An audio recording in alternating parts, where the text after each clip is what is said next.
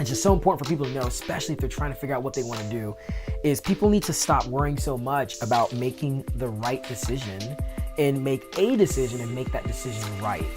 So when I did that, when doing the photography thing, people look at it's like, oh, Myles should be you should be doing photography, man. Like that's all you, like you're great. Honestly, I didn't know that this was a thing for me like this. I had no idea that this was the right decision. I just made a decision and made it right. What's up, everybody? Welcome to episode 26 of the Andrew Deitch podcast. What's up? I've been super slow in comparison to what I was doing last month as far as getting these episodes out, but I have a handful of episodes in the tank, so I'm launching those as soon as possible. My goal is to launch 10 full-length episodes per month, so I'm a little bit behind that schedule as of right now, but it's a pretty ballsy schedule as it is, but I will be working overtime the next couple of weeks getting these bad boys out to you guys. But tomorrow I'm hopping on a plane to go to Detroit for my cousin's wedding, so hopefully I'll be able to get a little bit of writing and editing done on the plane and while we're gone. But I'm probably going to record the weekly update episode up there, so stay tuned for that, and hopefully I can release a couple more over the coming days. But let's jump into this thing. My guest today is my friend Myles Alexis Raymond Berrio, or just Myles Berrio, but excuse me. But of many things, he is a professional photographer, an entrepreneur, world traveler, public speaker, mentor, published author, digital marketer, and a vegan. And he has built international businesses. He's traveled all over the world, spoken in front of massive crowds. And we were both in a company called Vima at one point in time, and that's actually where I met Myles. And in this company, I had reached the top 5% of sales in the company, right? And I was pretty proud of that. Well, Myles in that company had reached the top 0.5% of sales. So that just shows you how much of a level he was on. But I met Myles a few years ago in that company, like I said, and in this podcast, we talked about how all of that went down, but most recently, a little over a year ago, he has gone from being a beginner photographer, buying his first real camera, to doing photography full-time, shooting destination weddings in the Dominican Republic, working with tons of top brands, being featured in tons of publications and agencies.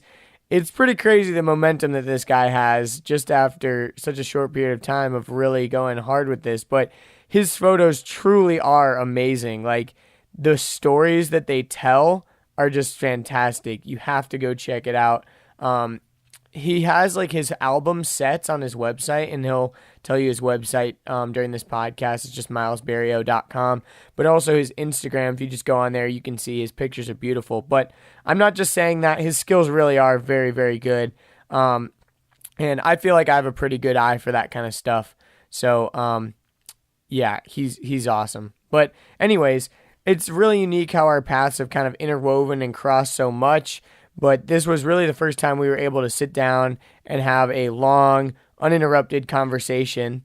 And we talked about, photography, business, social media, all kinds of fun stuff. And I had an absolute blast doing this episode. So please give it up for my friend, Myles Berrio. All right, dude. Myles, we're live, bro. Awesome. It's official now. It is official. We're on. Ready to go. Well, dude, you said you've actually listened to like a couple of the podcasts. I won't be offended if you haven't. No, so I was listening to Austin's. Obviously, I mean, Austin was obviously a really great friend of mine. So, but I just love the whole vibe of just kind of how you were just really getting more into the personal lifestyle of or the personal aspect of I don't know. Yeah, because Austin has his own podcast, and he he does. Well, he does it's kind of a podcast, kind of like masterclass kind of thing, where he'll interview someone on Skype kind of thing. No way. So it's basically kind of like a podcast, but his thing is always just super tactile, super practical stuff, very in the trenches of what to do in this situation in business, or how to start this or whatever. Yeah. And I kind of like starting things off more just personal and Yeah, of course. getting into Dude, of the course. fun stuff, you know, like getting to know people better. Because Yeah. I think in today's day and age, like I just said, hey man, it'd be cool if you turn your phone off. Yeah. Most of the time, it'd be weird if you just like told your friend, hey, let's sit down and have a conversation. Would you mind turning your phone off? You know, Which it's would not be super weird. It would be very advantageous and very helpful, I'm sure, for our generation to like Very true. start doing that. Maybe I think people I are actually might being do more that from now on. Yeah, it's not a bad idea. It's kind of like the play of Yeah. like, okay, everyone put your phone face down on the table at dinner. Yeah. Whoever grabs it first has to Yeah. pay or something like that. Exactly. Well, it's even gotten so bad. So I used to get notification. Yeah, I would turn my phone like on silent so I don't get the vibration. But just the addicting or the addictive nature of just wanting to check what's going on, I would still have if I even saw a notification come through. So you just have it on do not so disturb. so I literally had to just do like just nothing happens on my phone, and the only way for me to check things is like when I consciously think, oh, I need to check like maybe what's going on, and it's definitely it's allowed me to just like not be distracted or just That is very interrupt what I'm helpful. doing. Yeah. Facebook and Instagram always kill me on notifications. Instagram's like my worst. I turn them all off too. Yeah, yeah. Because It's so bad. especially with likes, it's like Dude, I don't even you- care. I appreciate the right, likes, right, but I right. don't need to know exactly when someone likes it. Right. I can wait until I Right. think later, oh, Right. I wonder who liked it. Right. And it is the quickest way to get literally it's for that to become a habit, because like I've just heard obviously like the psychology. I love studying like neuropsychology and all these things, but like anytime like so let's say you post a photo and then you get 1 like and then 2 likes, you literally start developing, whether you know it or not, this sort of mentality of validation and value based on the amount of likes, whether you know so or not. Totally. So like we'll even say like I don't really care about this, but what would happen is that same person, and not to say anything to you, because I mean for me I'm still like a culprit for myself, but even if I say like man I don't really care, and then I post a photo and it gets like 20 likes, you kind of start questioning like your own values. Like, am I cool? Am I like, am I like a, you know, likable person? What's going on? And No also one's the weird thing too that I've crazy. noticed is like, for example, on my new Instagram page for my podcast, I'm gonna be completely transparent. I haven't told anybody this on the podcast Ooh, I yet, get but news. Okay. some exclusives. Yeah, some but exclusivity. I have like an Instagram bot that goes in and likes certain pictures and follows people. No way. Yeah. I thought Instagram was like cracking down on a lot of stuff like that. My friend, way. he runs some really popular pages, and he was like, yo man, if you help me out with some like graphic design stuff, I'll help you out with Yeah. like getting your followers up. Right. So I'm like, okay, cool. You know, like, sure. And the thing about it is I don't do any of the spam commenting. Right. That's really annoying to Yeah. me when Yeah. people comment like, nice pic. Yeah. And it's obvious that it's just Great. a bot Yeah. going through and just commenting down on everyone with the hashtag success or something, you know? Or like, so, but mine, this is all it awesome. does is it'll go in and like follow targeted people and then basically like unfollow them like 24 hours Wow, later, that's which is kind of weird. that's But I very- want to be transparent and let people know that. Yeah. So that, because also my followers, I've gotten like 900 something followers in the past like month. So that's wow. pretty, I mean, That's pretty it's crazy. good, but it kind of doesn't mean anything. But at the same time, it is only following like, it is just following accounts. It's not like it's just other fake Right. stuff. But anyways, Right. the whole reason why I brought that up in the first place was a lot of times if you post a picture and then you post a bunch of hashtags, there's other people that will go and like your picture that you don't know. Yeah. And then the more likes you have, you'll appear at the top of other people's Discover feeds. page. Yep. And so like, That's my whole career, by the way. yeah, Well, yeah, as a photographer, literally Oh, as a photographer, of course. sure. But like, for example, I posted this one picture yesterday that was for a giveaway, and I was like, okay, I don't want to spam it with a bunch of hashtags from likes of people that I don't know. Right. I just want it to be my followers. So since it wasn't getting spammed with likes, it wasn't getting to the top of people's feeds, and so it was getting a lot less likes. And I'm like, damn, like does no one care? Yeah, that's crazy. But then after like a while, it was getting some more likes and comments and stuff. But still, That's so interesting. Why do you think it is hard for us to make the distinction between like the actual like icon not necessarily like correlating to whether or not people actually like us or not? Because we do know, if we think about it consciously, like there are people who don't like our photo, even like today. Like I mean, there's tons of people I know that don't like my work, but they like my work, if that makes sense. You know, they're just scrolling and they like see it and like, oh, that's great, but they just don't do the action of liking the button. yeah. So I wonder like, what do you think that is? like for us to not be able to make that distinction sometimes, why we just feel It's so, weird because I was actually just watching a video. Do you know Philip DeFranco? Do you know who he is? I don't. He's a guy on YouTube, and he used to make like sketch videos and all this kind of stuff. He's been on YouTube for a long time, but now he's kind of delved into like news stuff.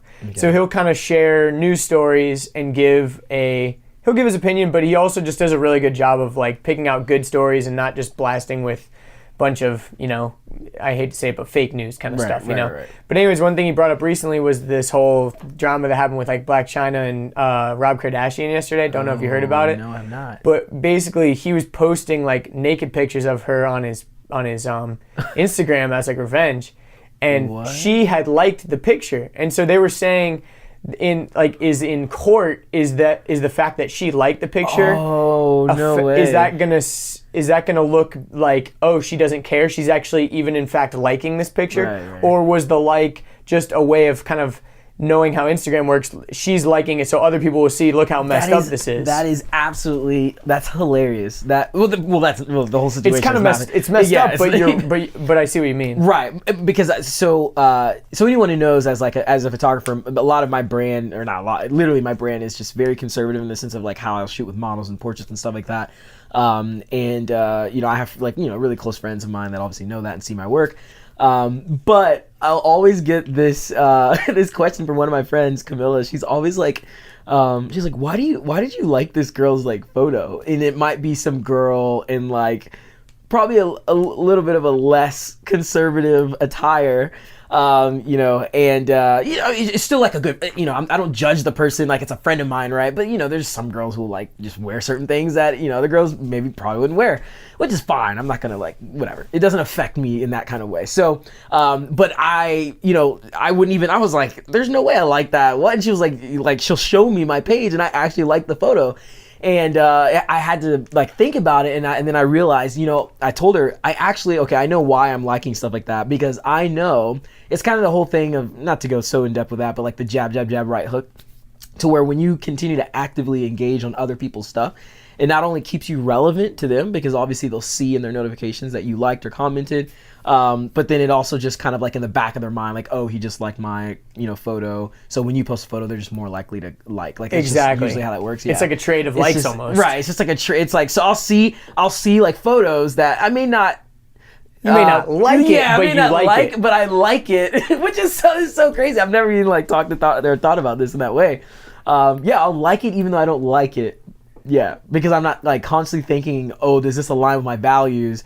Because see, I think I can distinguish the difference between me doing that action, that actually meaning I support or encourage or like, or that's aligned with my values. Yeah. So I think people have to make that distinction. Yeah, I think my most genuine, when I actually really like something, I'll take the time to comment like a little short comment. For sure, yeah. That's same here. And also, like I said, there's those spammy comments that are like, great pic. Right. Like those are terrible. Those are worse. Because then you just know, wow, this person's fake. Or with a thumbs up too, right? Yeah, like, with the little thumbs up emoji. Like what friend is gonna go? There was one that I got recently that just said fantastic.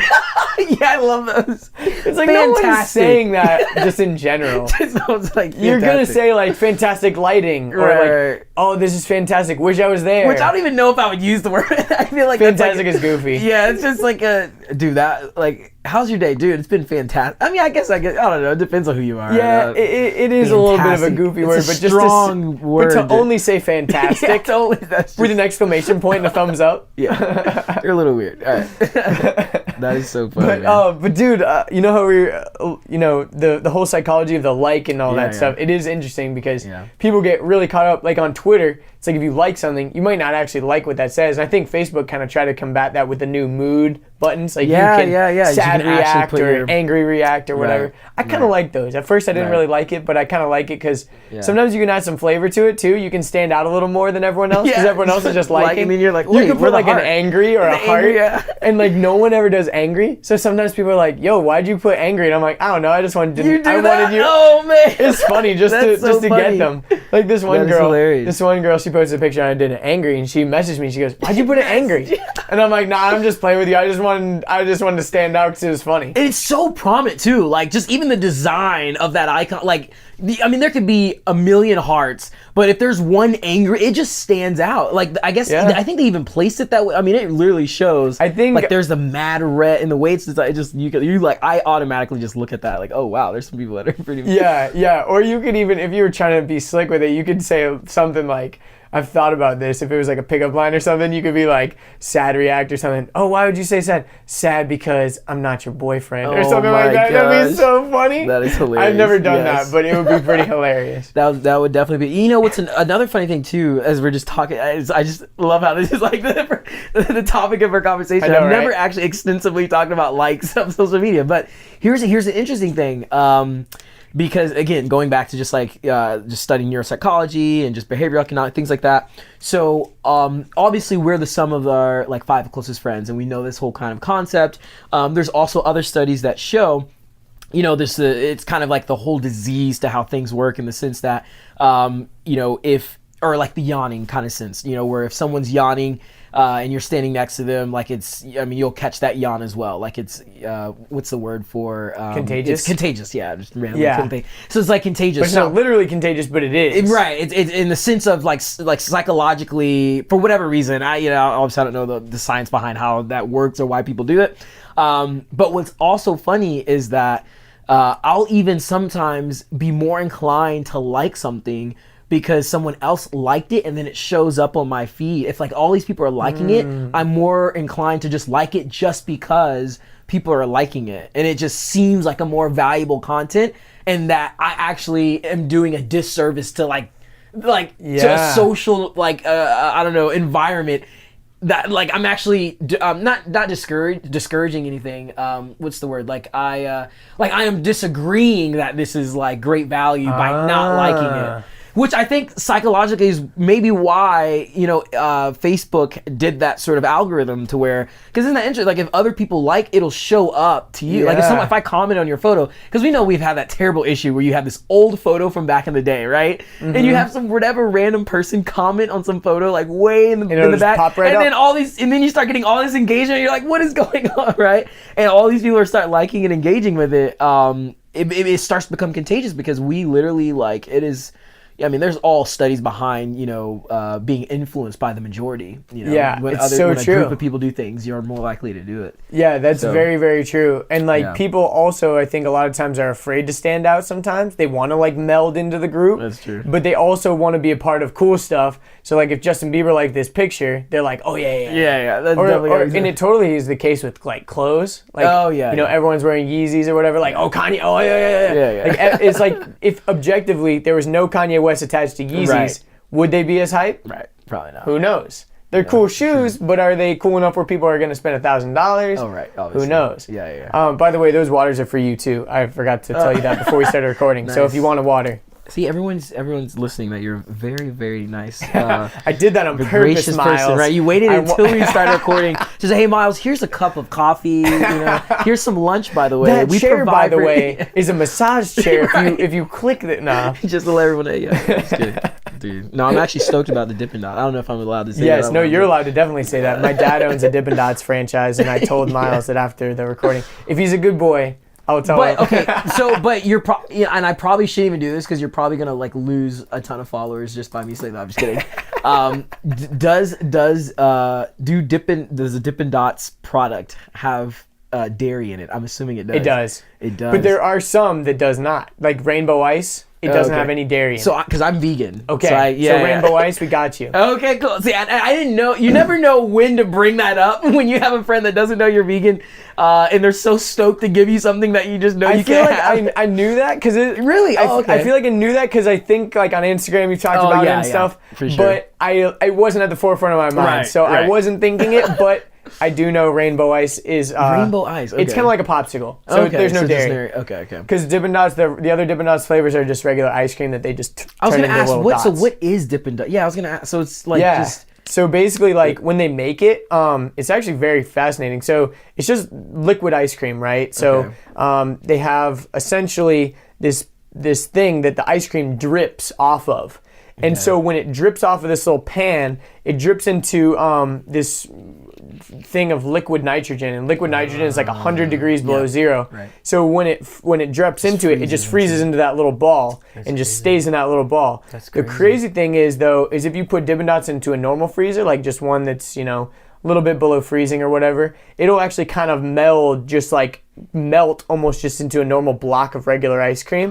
So you have to keep it at least like negative 30 or so to keep it in the little balls. So all the Dippin' Dots freezers are like special freezers that stay really, really, really cold. That's but really yeah, cool. it's pretty fascinating. But And the and I guess the color and all that stuff is already associated like with the liquid that comes through. Or So it's kind of like, for example, rainbow ice. I'm assuming they just do all the colors separate and then just like put them all in one big thing and mix them all together or whatever. Okay, cool.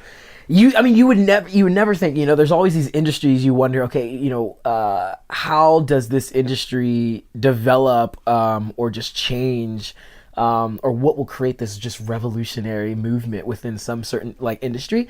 And you would think ice cream would just be it would just be ice cream forever. Like, what's gonna have ice cream? So I don't know if you know. See, I'm sure you've known if your dad's in Dippin' Dots. So there's this new sort of like a movement of rolled ice cream that everyone's. Yes. Have you heard of this thing? I went and got some the other day. Oh, it was did awesome. you? Yeah, it's a really unique thing to see. Like, again, so what you're talking about behind the scenes that most people don't see about the freezing, you literally get to see that in person now. It's like just a tray, and then they just pour it, and then it just starts freezing right there, and you just kind of roll it and do. Because really, ice cream, all it is just like sweet cream that they've frozen. You know, but people don't think about it that way. Right. They're like, think of ice cream as just this finished product. It's like all the stuff they would do. Yeah, you're just like thinking Mayfield and like some, you know, whatever. You're just like in the store. Yeah, it's ice cream. You don't really think about how it's made, but you're right. It is sweet. Like if people are listening, basically they have this like really cold platform, and then they pour liquid ice cream onto it, and it freezes into this sheet almost. And then they take this little scraper and like it rolls up. Almost like if you ever scrape paint off of something with a little scraper, cool.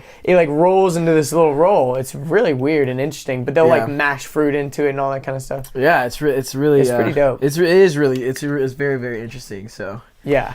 But dude, I know we've been all over the place, but in the beginning of a lot of my podcasts, I try to kind of go into like your background and like where you started from. That. Oh no, it's fine, dude. Like we went straight into some podcasts we don't even talk about that because it's not, you know, it's whatever. I mean, that's what I like about it. It's just very natural, like whatever. Yeah, cool. I don't really want to put myself into a box because I don't ever want to have. I kind of want to keep surprising people, and I also don't ever want to get bored of it, so I want to keep it fresh. Yeah, because you have no idea what we could end up talking about. Exactly. We can start talking about Dippin' Dots. We can start talking about likes. We can talk about, you know, whatever. but so, yeah, a lot of times I like to kind of talk about your background and stuff. And so, were you born in Georgia? So I was not. I was born in Panama. Okay, I feel like I knew that. And your parents are from Panama too? So my dad's from Panama, my mom's from Jamaica, and I came to the U.S. when I was like 3. And we moved around a ton.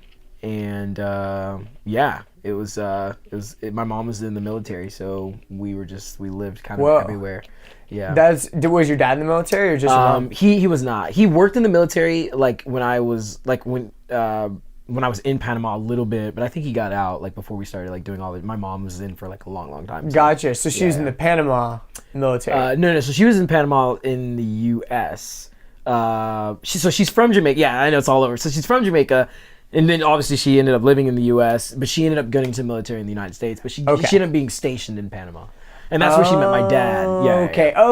That makes a lot of sense now. Because I was like, is it Panama, Jamaica, U.S.? Like, which military? I'm so confused. Okay, that makes a lot of sense now. So she met your dad while she was stationed in Panama. Yeah, I should have said in the U.S. military. Gotcha. Okay, that's really cool. Yeah. So, like...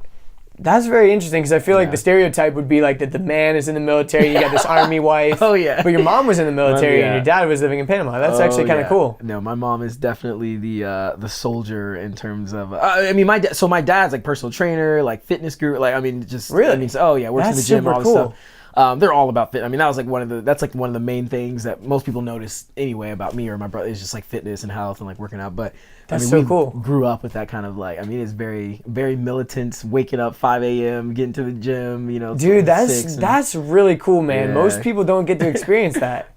For better or for worse, though. I mean, it kind of sucks in the moment. You don't want to wake up at 5 a.m., but like that instills some awesome values. Oh yeah. That's so cool. And so you said your brother too? Yeah. Yep. Older brother? Older brother. Yep.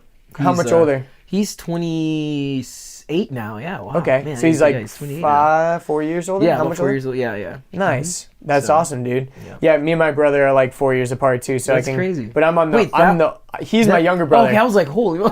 He's like Yeah, so no, young. he's younger. Yeah, he's Okay. about 4 years younger, but he's a lot wow. He's taller than me Yeah, isn't it weird how, dude? It's so weird how things like that can happen. You know, the one, and you know, obviously, I'm probably like gonna be the one complaining about it, but I think it's the funniest thing. Is like I'll see literally mom and dad. Well, let's just say dad's like 5'8" or something. Mom's like 5'5" maybe, or even shorter, 5'4" or something like that. And then the son is like 5'11" or like 6. He's like taller than all like the parents and stuff. Like, how does that happen? How does that happen? It's so weird. And the other weird thing is, for whatever reason, people are getting bigger. Have you noticed? Dude, No, literally people are getting bigger. I thought I was like just being crazy and just like, okay, I'm just like totally not tall. I'm a No. shorter guy, so I was just like, but I think the same thing. Like, I'm not even kidding. Like these high schoolers, like some of these kids that are literally like in like 9th grade or 10th or 8th grade, dude, they're like.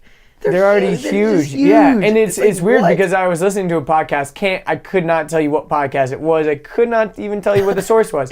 But I remember they were actually talking about this, that over like they've done studies of like kids over the years, and That's people in general are getting bigger. See, and I think it's so probably interesting. because we have to struggle less for food. You know, like we're overeating already. I think that's a part of it as well. Yes. Because not only are we getting bigger, like fatter, but also I think that if you're, your bone density increases with all that kind of stuff too. Who knows how much of that gets passed down, but it's very weird. Well, a lot of things too, hormonal, like in terms of growth, like a lot of your growth goes in terms of your bone and like you said, and like muscle. I mean, the things that we're putting in animals, I mean, a lot of that is to be able to grow them bigger, faster, things like that. And if we are generationally, generationally, there you go. Yeah, generationally doing that over time, I could just, I would only assume that, I mean, it would affect, our kids in some sense, that they would start maybe growing bigger in a certain way or something like that. That's a very good point. Yeah, we don't tend to think about that too much. Yeah, I mean, some people do. I think it's gaining a lot more awareness and all that, and I'm sure that ties into a lot of your like vegan. I was about to say, well, that's why. Yeah, I was gonna say, but we can get into that in a little bit because that's actually a really interesting topic. I'd love to talk about that. But so you moved around a ton. Where else did you guys live? Man, gosh, I can't even like Virginia, Texas, Washington, just kind of like all over. But we ended up. I ended up like finishing high school, like middle school, high school in Augusta, Georgia. Oh, okay, cool. So that's when I went to UGA. Nice. So you grew up in Augusta. Do your parents still live down there? Yes, they still Parents live still in together? Augusta. Mm-hmm. Very nice. That's I awesome. know dude. it's we have to ask that question sometimes, which is crazy nowadays. Well, it's so common for the opposite. Mm-hmm. And it's crazy also because like for me growing up, I went to like a private middle school and all this stuff. Yeah. So like typically most of my friends, their parents were together. Yeah. My parents are together. So I tend to not think about the intricacies of that a lot. But over the course of doing 23 podcasts in the past like month and a half, I've talked to a lot of people that have split parents. Parents are And so that's something that I've been thinking about a lot more. It's crazy, man. Like, I mean, literally, even the statistics on marriage currently right now anyway, I think isn't it like 50, it's like close to like 50-50 on like people that get married and like that stay together nowadays. Like, it's I can't crazy. speak to that, but I think that the interesting thing that I've gleaned this from my talks with like a lot of people is like, obviously no child of a divorced family is like wishing that it didn't happen because they came out of it, right? Sure. But a lot of the times they can come to a realization that like, my parents should have never be together. Like they could, if they tried to get remarried, like it would not work, and they understand that and respect that. So it's just something you got to kind of like deal with. But anyways, to go back to your story, so you were in Augusta and you went to middle school and high school in Augusta, so you didn't really move around too much after that, and then you went to UGA. And you said you kind of loved talking about psychology and stuff. Was that your major? So it was not, man. I mean, my story is I went to UGA, bio pre-med major. Like I loved science in school. We didn't really have like psychology and things like that. So we just the closest thing in terms of just relational behavior, in terms of like how things work in your body, how you work in external parts. I just love science and just that whole concept. And so I went to UGA and thought I was going to be an oncologist and go into oncology. What exactly is oncology? So it's basically the study of cancer. Oh, wow. The diagnosis, and study of like just how cancer. Because I've heard that term, but I wasn't super familiar exactly with what an oncologist was. Okay, cool. No worries. That's actually really fascinating. Yeah, well, and it really, because especially now, like obviously I'm not an oncologist today, but even I still beg the question, like it's just so, just baffling to me, like how like prevalent cancer is nowadays. Like, I mean, it's just, I don't know if it maybe like, the actual, I wouldn't say like DNA to how all that stuff is starting, but just like how I don't know if it was like a big thing back in the day. We just didn't diagnose it as much, and we were just doing that a lot now. But like, I mean, it just seems like everyone. It seems like if you have a family of at least 3 or 4, someone's got some sort of cancer, right? It's like so insane how many people I know that just ran like some of my closest friends are literally actually going through, like them personally going through cancer. I mean, which is crazy to think about. You don't, especially as being a kid, you don't really think about your friends going through cancer. You think like, oh, my friend's mom or my grandma. Yeah, right. You think of older people, and then you grow up and you're like, holy shit, like this 23-year-old kid, my friend has cancer or whatever. Like it's really scary. And the unfortunate thing is a lot of it actually, and this is not me just saying this out, studies have shown a lot of the things that we're eating is playing a big part into what's at least activating some of the cells, I guess is what you would, to how some of these things are happening. Yeah. Because there are, I believe, and again, I don't go too deep into it, but I believe there are cells in our bodies that like, that could become cancerous. It's not necessarily that you just like catch it, like someone sneezes. They can become cancerous, but they don't. But things can activate that, basically having a more acidic body. So basically, treating your body and helping it become more alkaline reduces that ability for it to become cancerous. But that's the reason why they're saying a lot of the foods that we're eating and a lot of the chemicals and things we're putting in our body is actually raising that level of like acidity in our body, which is causing a lot of these cancers, like diagnosis is happening a lot often, which makes sense. In your classes and in your studies and everything, did you ever like examine the differences in different cultures and different countries and their amount of cancer that they get? Because I feel like Americans probably get a lot of cancer. Are there other cultures that tend to not? So it's funny. So the only reason I'm speaking on this kind of stuff now is because I studied all of this outside of school. Okay, cool. So I went to UGA as a bio major. So we just did basic bio. So you never actually got into oncology. So I never got into oncology and all this stuff. But again, you know how I'm a firm believer of like,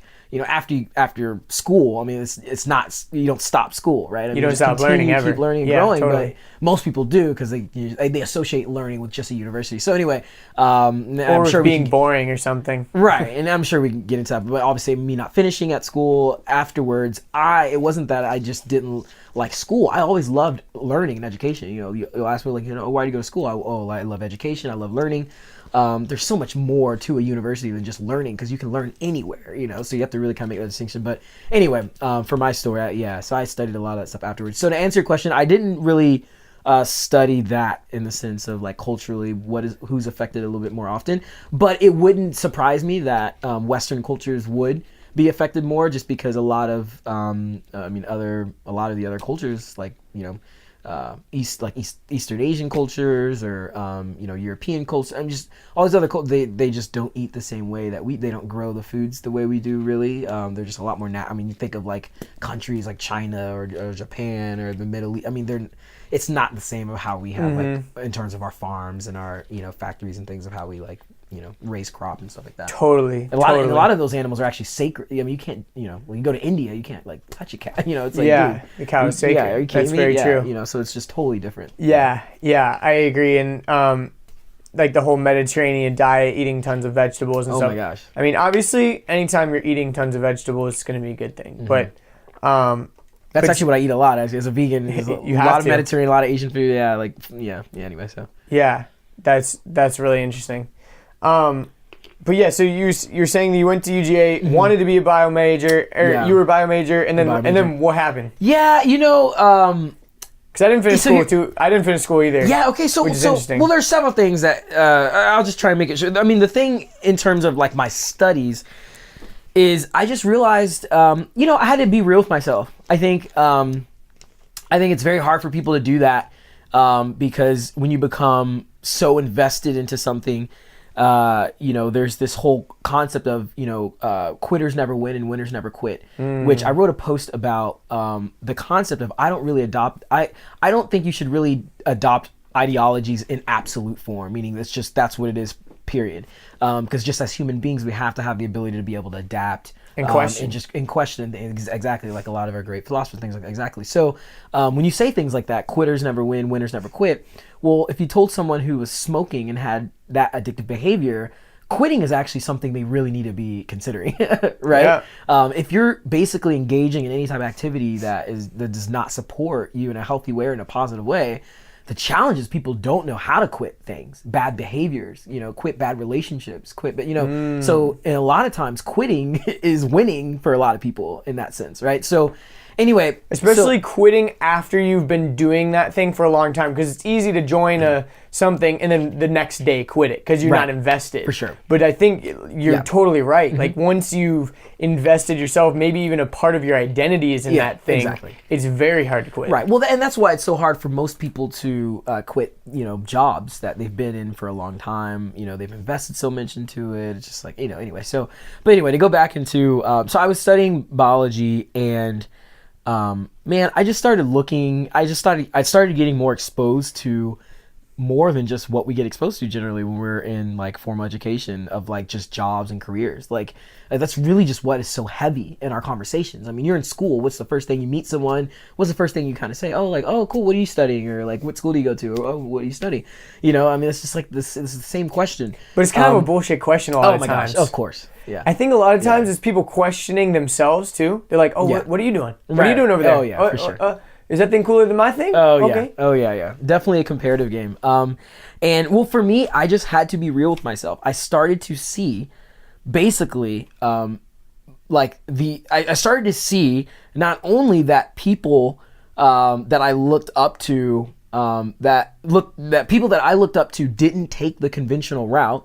So that was one thing that started happening. Just the more things I got exposed to in terms of like, whether it's podcasts, YouTube videos, just learning more about certain people than just what we're learning in school, like all just the formal education, the equations and vocabulary every single day, learning about stories and success stories, things like that. And a lot of it was just timing, because in our generation is the only generation that's really had this huge movement of younger individuals that are becoming like millionaires and billionaires, and that's a whole nother conversation. I'm not saying that that's what your identity needs to be, and you're not successful if you're not some multi-millionaire, and that's another issue that's a big problem. But it is true that a lot of younger individuals are just like, becoming insanely wealthy in those ways, are successful.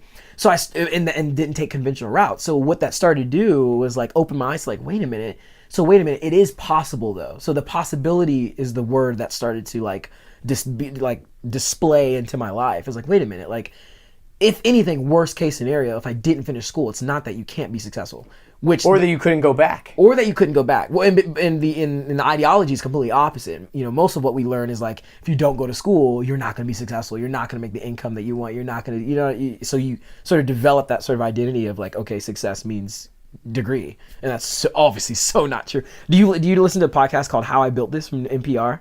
I actually have heard, my friend recommended it to me. I haven't listened to it yet. Dude, it'll blow. It's so good. Literally, How I Built This by NPR. Yeah, How I Built, and it's literally check it all out. of it, the Airbnbs, what's it called? Zumba.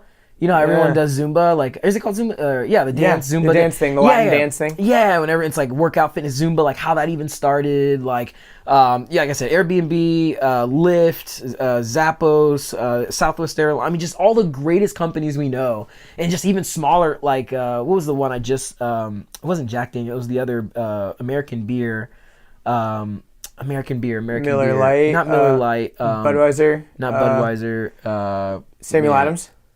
Samuel Adams. It was Samuel Adams. How Samuel Adams started. All these just different things. Anyway, and dude, I'm telling you, like literally, like 80% of these people just didn't finish, they didn't get a college degree, or they were at some corporate job and there was a certain specific thing that happened for them that had nothing, absolutely nothing to do about a degree or being in college that led them to like these incredible companies that we all kind of see and look up to today.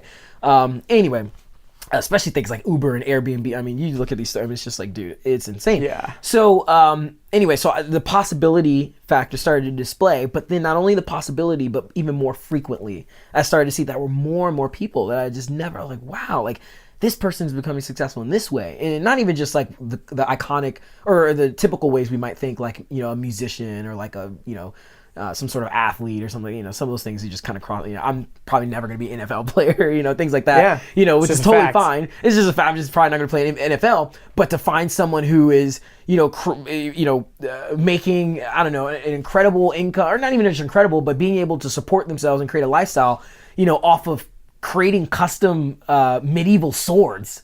Because of and I'm using that, you know, that story as for a reason, as an example, because that is true. There's, I mean, the ability for you to take something you love or an interest and turn it into a business. I mean, there's just no excuse nowadays because of just how of a huge network we have in terms of the internet and just like the tools that we have in our hands now that our parents did not. So anyway, my eyes started just being open to a lot of these other things.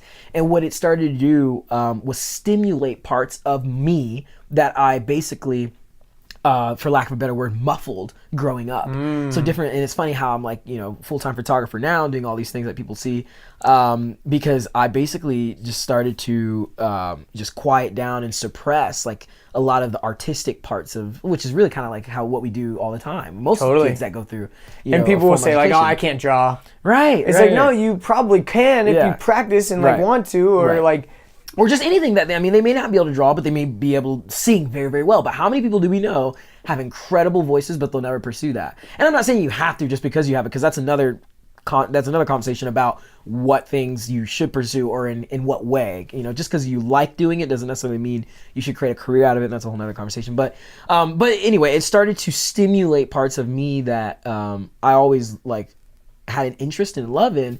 That I never realized. Like, I love people, I love speaking, I love I mean, as you like, and I just never knew, you know, that people were having careers in like motivational speaking, right? Who talks about that going through college? Like, there's no, you know, high school class on how to become a motivational speaker. But some of the greatest people we know, you know, that, you know, Brian Tracy and Tony Robbins and Eric Thomas and Les Brown, that have built not only just incredible careers, I mean, generationally for their family have created wealth, and just not even that, they've affected the world. Their names are iconic, and they've done all these, and that's their careers built on having a microphone in their hand talking to people. Yeah, you know what I mean? And it's like you would never assume that if all you see is, you know, okay, these are the majors I should choose from. Yeah. Which one best aligns with what I like to do? Oh, and if nothing does, then I just need to get into something and learn to love it. You know? Oh, I love arguing, so maybe I should just be a lawyer. Or you know what I mean? Something like, you kind of just said like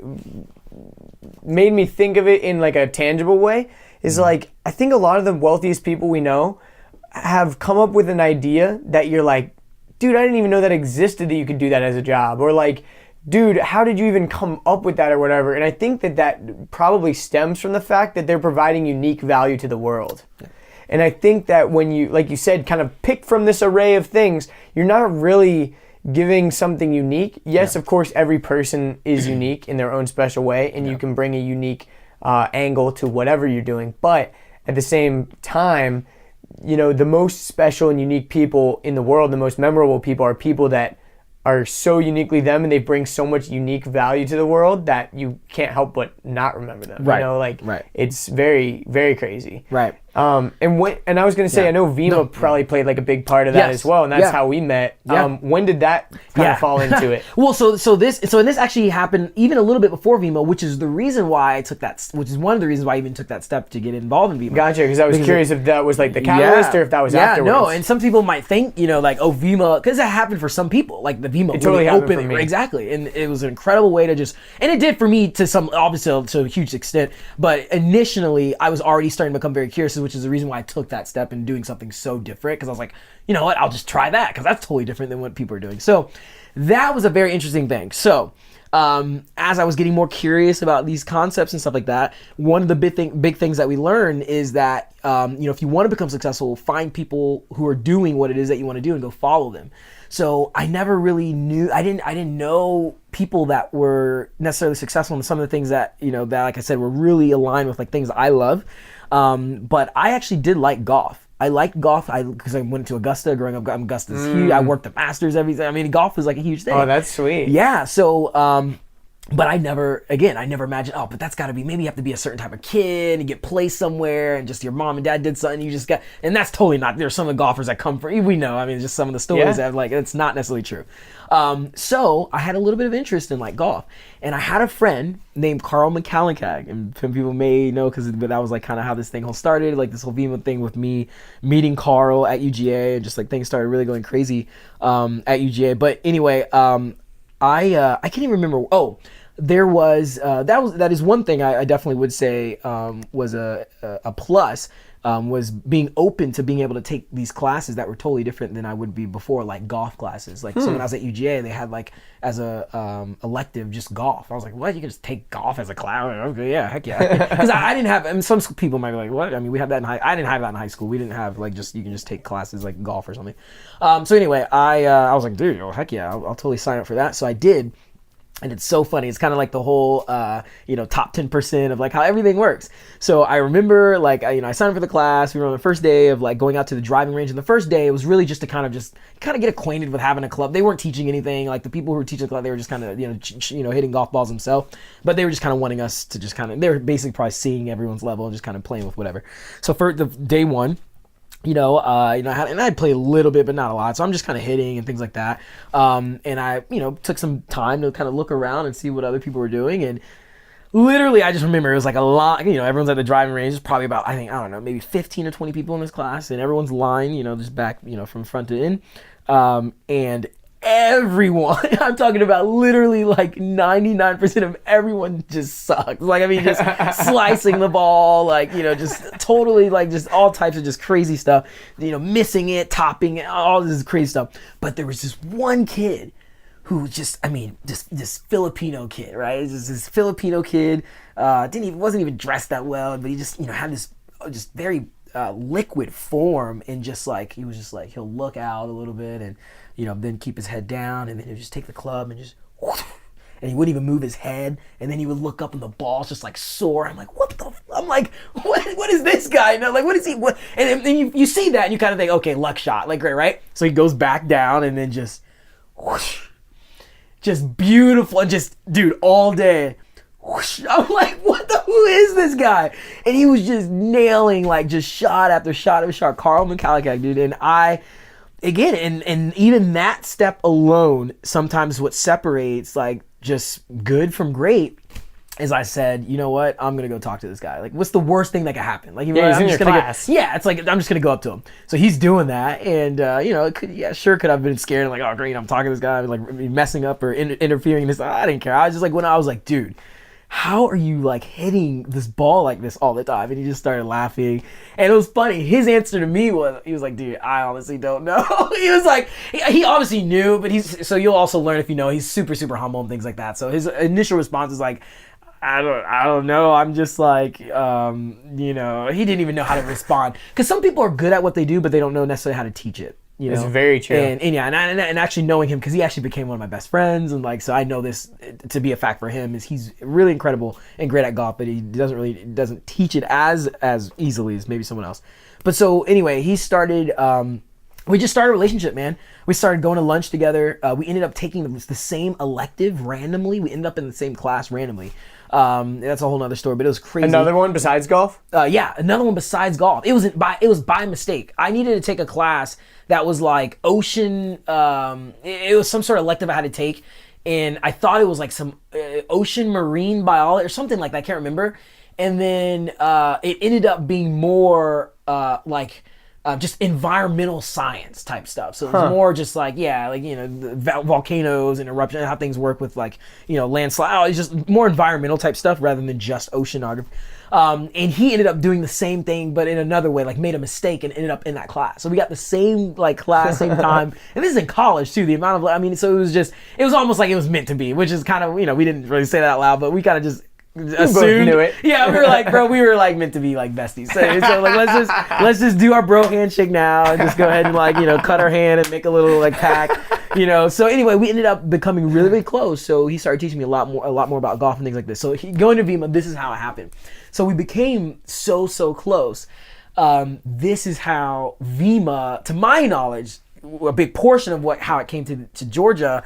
There was a woman, a nurse by the name of Teresa Nafaretti, which I remember she was going out to California. Do you know this story, by the way? I don't know if you know. I don't know if I know this story, but I know her name. Yeah, so this is how it started. Teresa. I remember Teresa all the time. She was always the behind the scenes. Totally. She did everything, yeah. Because she was the one who brought it to Georgia. And here's what happened. She was a nurse, and she was going out to California because her cousin was having a graduation party. Now we already know like many things. Everything in California starts first, and then it just kind of ends up in the South or East Coast a lot of times. So Vima, as we already know, was really kind of taking off already, like in San Diego and like out in the West Coast and stuff. They were already having events, and people were already like ranks and stuff like that. So she was going out to California for graduation. Her cousin was already involved in Vima. She was already in Vima. One of her cousins, or actually no, I was gonna say one of her cousin's really good friends, but it was actually her cousin's mentor who she asked to come to her graduation was Jed Winnaloose. Oh my gosh. Yeah. That's crazy. So she asked Jed, and again, it's kind of like, investing in her team. So for people that are listening, Jed Buenaluz is like really high up in Vima. He's like the Barack Obama of like, whatever. If anyone's politically correct, it doesn't matter. But just understand that in the sense of like, popularity and like just authoritativeness and just, I don't know, if that's a word. So he's like the Barack. He was like the Barack of like Vima. Anyway, so it's terrible. It's better than the Trump of Vima, right? I agree. Okay, that's good. All right, because that would have been awkward if you were like, wait a minute. Man. Yeah, don't say that about my man Trump. But yeah, so he invited Jed to come out to the graduation. Teresa, she's just the cousin. She had no idea what's going. She's just a nurse, full-time nurse. So she flew out there. They went they did the whole graduation thing. I think her cousin's name's Jane. And apparently Jane was just like, hey, like, Jed, like, this is my cousin Teresa. Like, she's a nurse. Like she lives in Georgia, and like there was really nothing going on in Georgia. Like no one had known about it, nothing was going on in Georgia. So this was like an opportunity to like take on a state like Georgia, which is huge. I mean, it has a land, all these things. Like really what was popping off obviously is like Organo Gold and all these other stuff that people know, and like, Mary Kay, but nothing with Venus in Georgia. So she was like, yeah, like, could you talk to like my friend, my cousin? So that's when Jed and Chris ended up talking to Teresa about Vima. Now there's some funny stories, but at the same one time, Teresa actually ended up rejecting Jed personally because of some weird comments, and then just like everything was just very weird about stuff. But long story short, she ended up really, really thinking about doing Vima, and then I think actually ended up buying product. She wasn't necessarily going to do the business, but because she was a nurse, so she did understand about liquid multivitamins and about, health and all that good stuff. So she ended up buying, affiliate pack and, being on the product, and went to Georgia. But to kind of test it, she spoke to a friend named Pauline. So Pauline was actually the sister of Teresa's roommate. Because Teresa initially spoke to her roommate, but her roommate was not interested at all. Totally not interested. But apparently, because I think her roommate, I don't know how that conversation happened, but her sister had heard about it from, obviously, her sister at some point. So Teresa knew though that her roommate had a sister.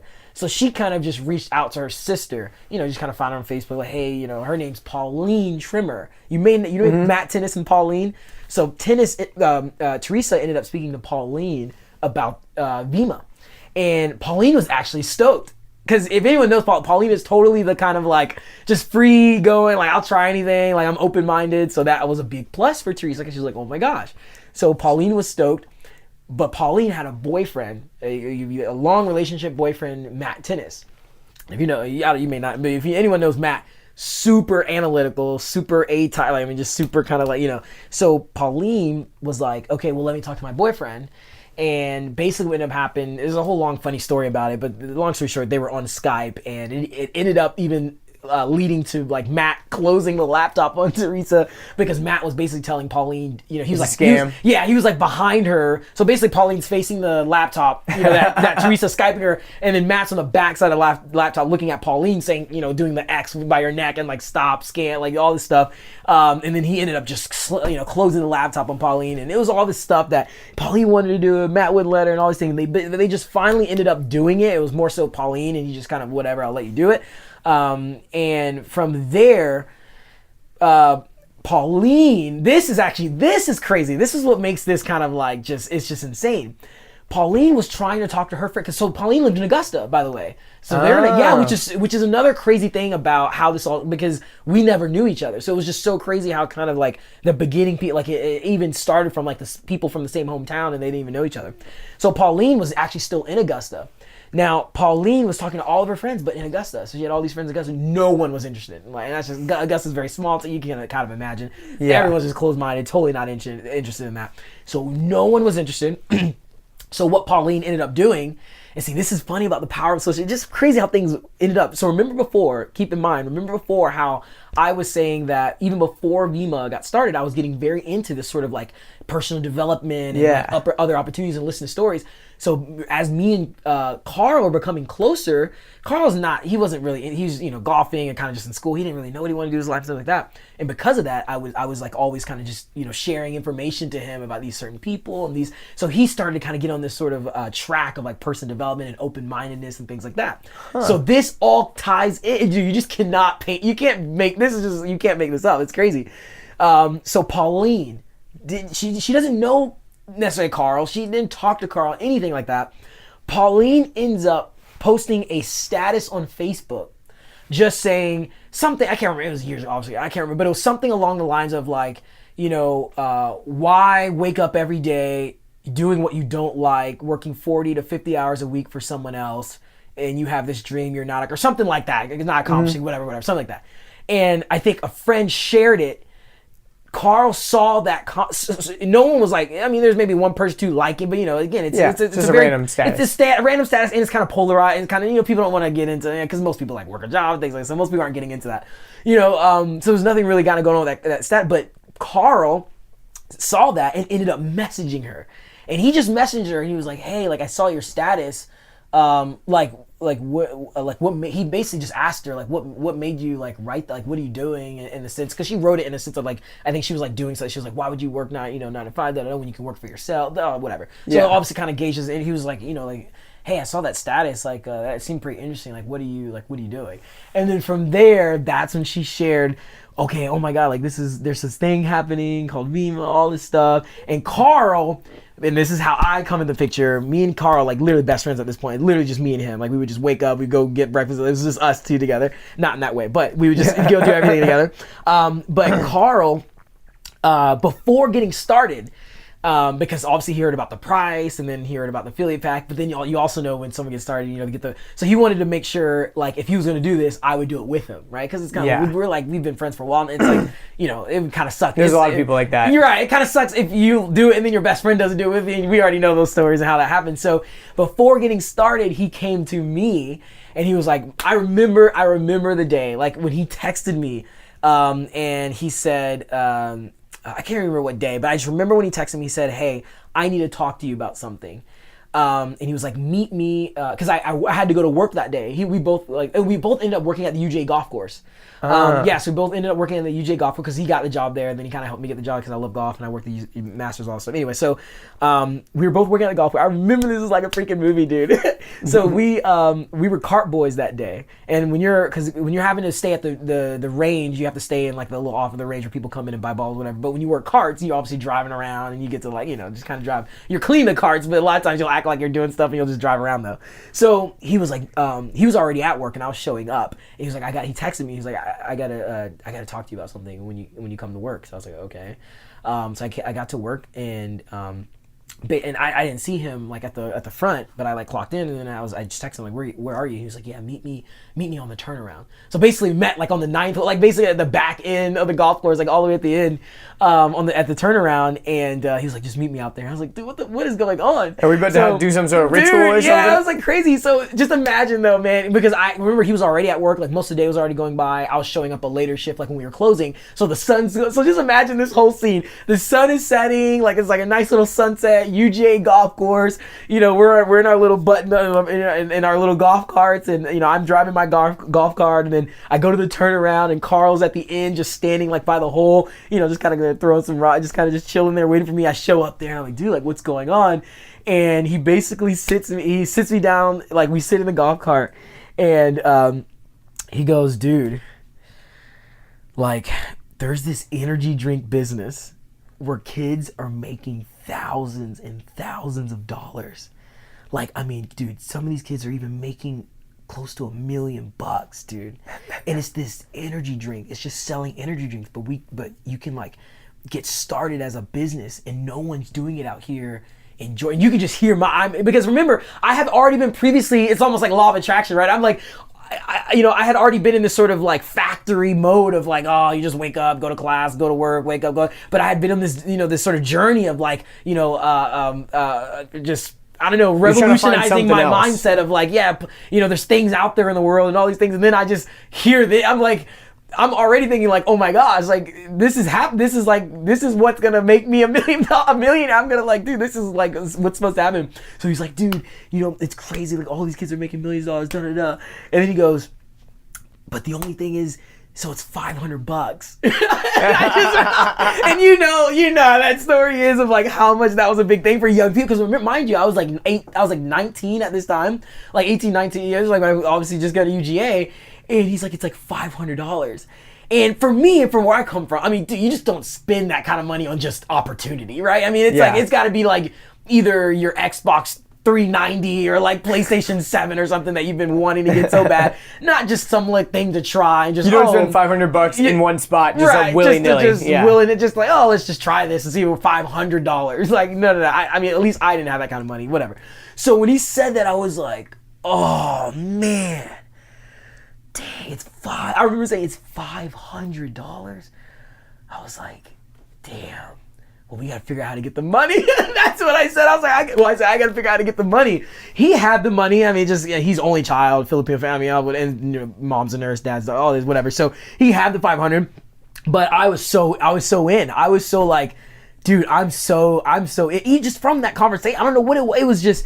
It was, I mean, I could go on the psychology behind it. It was just something new and just something like I had already been on a journey of like, looking for all, whatever. So that's like the day where, man, that was like the big, that's kind of like, honestly, I feel like how my life really started. You know what I mean? Yeah. Where it feels like something so just like huge where you like how I am today, where I am, what I'm doing today. It was that moment where I took that step, I took that opportunity, and then everything we know about just like obviously you and just everything happened from that one moment and just saying, dude, let's freaking do this. And it was about, I was getting paid that, because I can't remember what day that was, but I remember I was getting paid that Thursday or Friday, so I think it was early in that week, and I was gonna have, and this was, and I promise to God, I'm not even kidding, this was the first time in my life actually being able to have enough extra to be able to spend that kind of money. Because I remember when I was gonna get paid, I think I was gonna have around like $600 or $700 something dollars. Like I remember it was like $734 or something like that I would just have like in my account. And that that if I spent $500, like I would basically be able to I would still be able to make rent and all this other stuff by the end of the month. But it was the first time, typically it's usually a little lunch and I had to pay other stuff, but I had that money and I was like, dude, like, I mean, I get paid on Thursday, we know that conversation, I get paid on Thursday, like, I'm down to do it. And dude, we ended up going to my apartment. I remember we had our laptops up, and that's actually when I met Chris, because Pauline got Chris Bognat on the call. And then, we had our whole conversation with Chris, and And then like that's when I met Chris, and like we ended up ordering the products right then and there. And dude, I could go on for days about all the craziness of stories and stuff, as I'm sure you as well. Yeah, man. And that's man. It is crazy how like you just are going about your normal life, and then all of a sudden the thing that changes everything just smacks you right in the face. Smacks you right in the face. But it's such a huge testament to how that can happen. But if you don't recognize it as that, because see, we see that it's so big and it smacks us, we take the opportunity, so we see what comes from it. So we understand how big of an opportunity it is. But most people, it can actually only seem like a little mosquito bite on your arm, because it seems so menial and so insignificant, and so like, I got my job, I got my life, I'm doing what I'm, that's, you know what I mean? Yeah. And you don't get to reap the reward or the benefit of stepping out in faith and trying something new. And having like everything that we've learned. I mean, just imagine if we never took that opportunity. And like the thing, I talked with Austin about this a little bit on our podcast. Like, even though I never made the millions, even though either. I never made even really, with tons it, of money, I made money, but it was like, I went to Vegas and I was spending all the money doing all this stuff. Okay. Over the years, I probably didn't make that much. Right. But at the end of the day, what I learned and all the experience that I got and everyone that I met, dude, I never would have met you. Would have never met Austin. Yeah. Would have like a bunch of people on my podcast were people that I met through Vima, and so it's like that are grinding today and doing great things, and still the people that were really doing things in Vima as well, and we've all just stayed. It's like, because even though a lot of things happened where Vima kind of like fell apart and like that whole story, but the people that were in it, that fire didn't stop. They didn't die. It wasn't like it wasn't like, at least the people that we knew.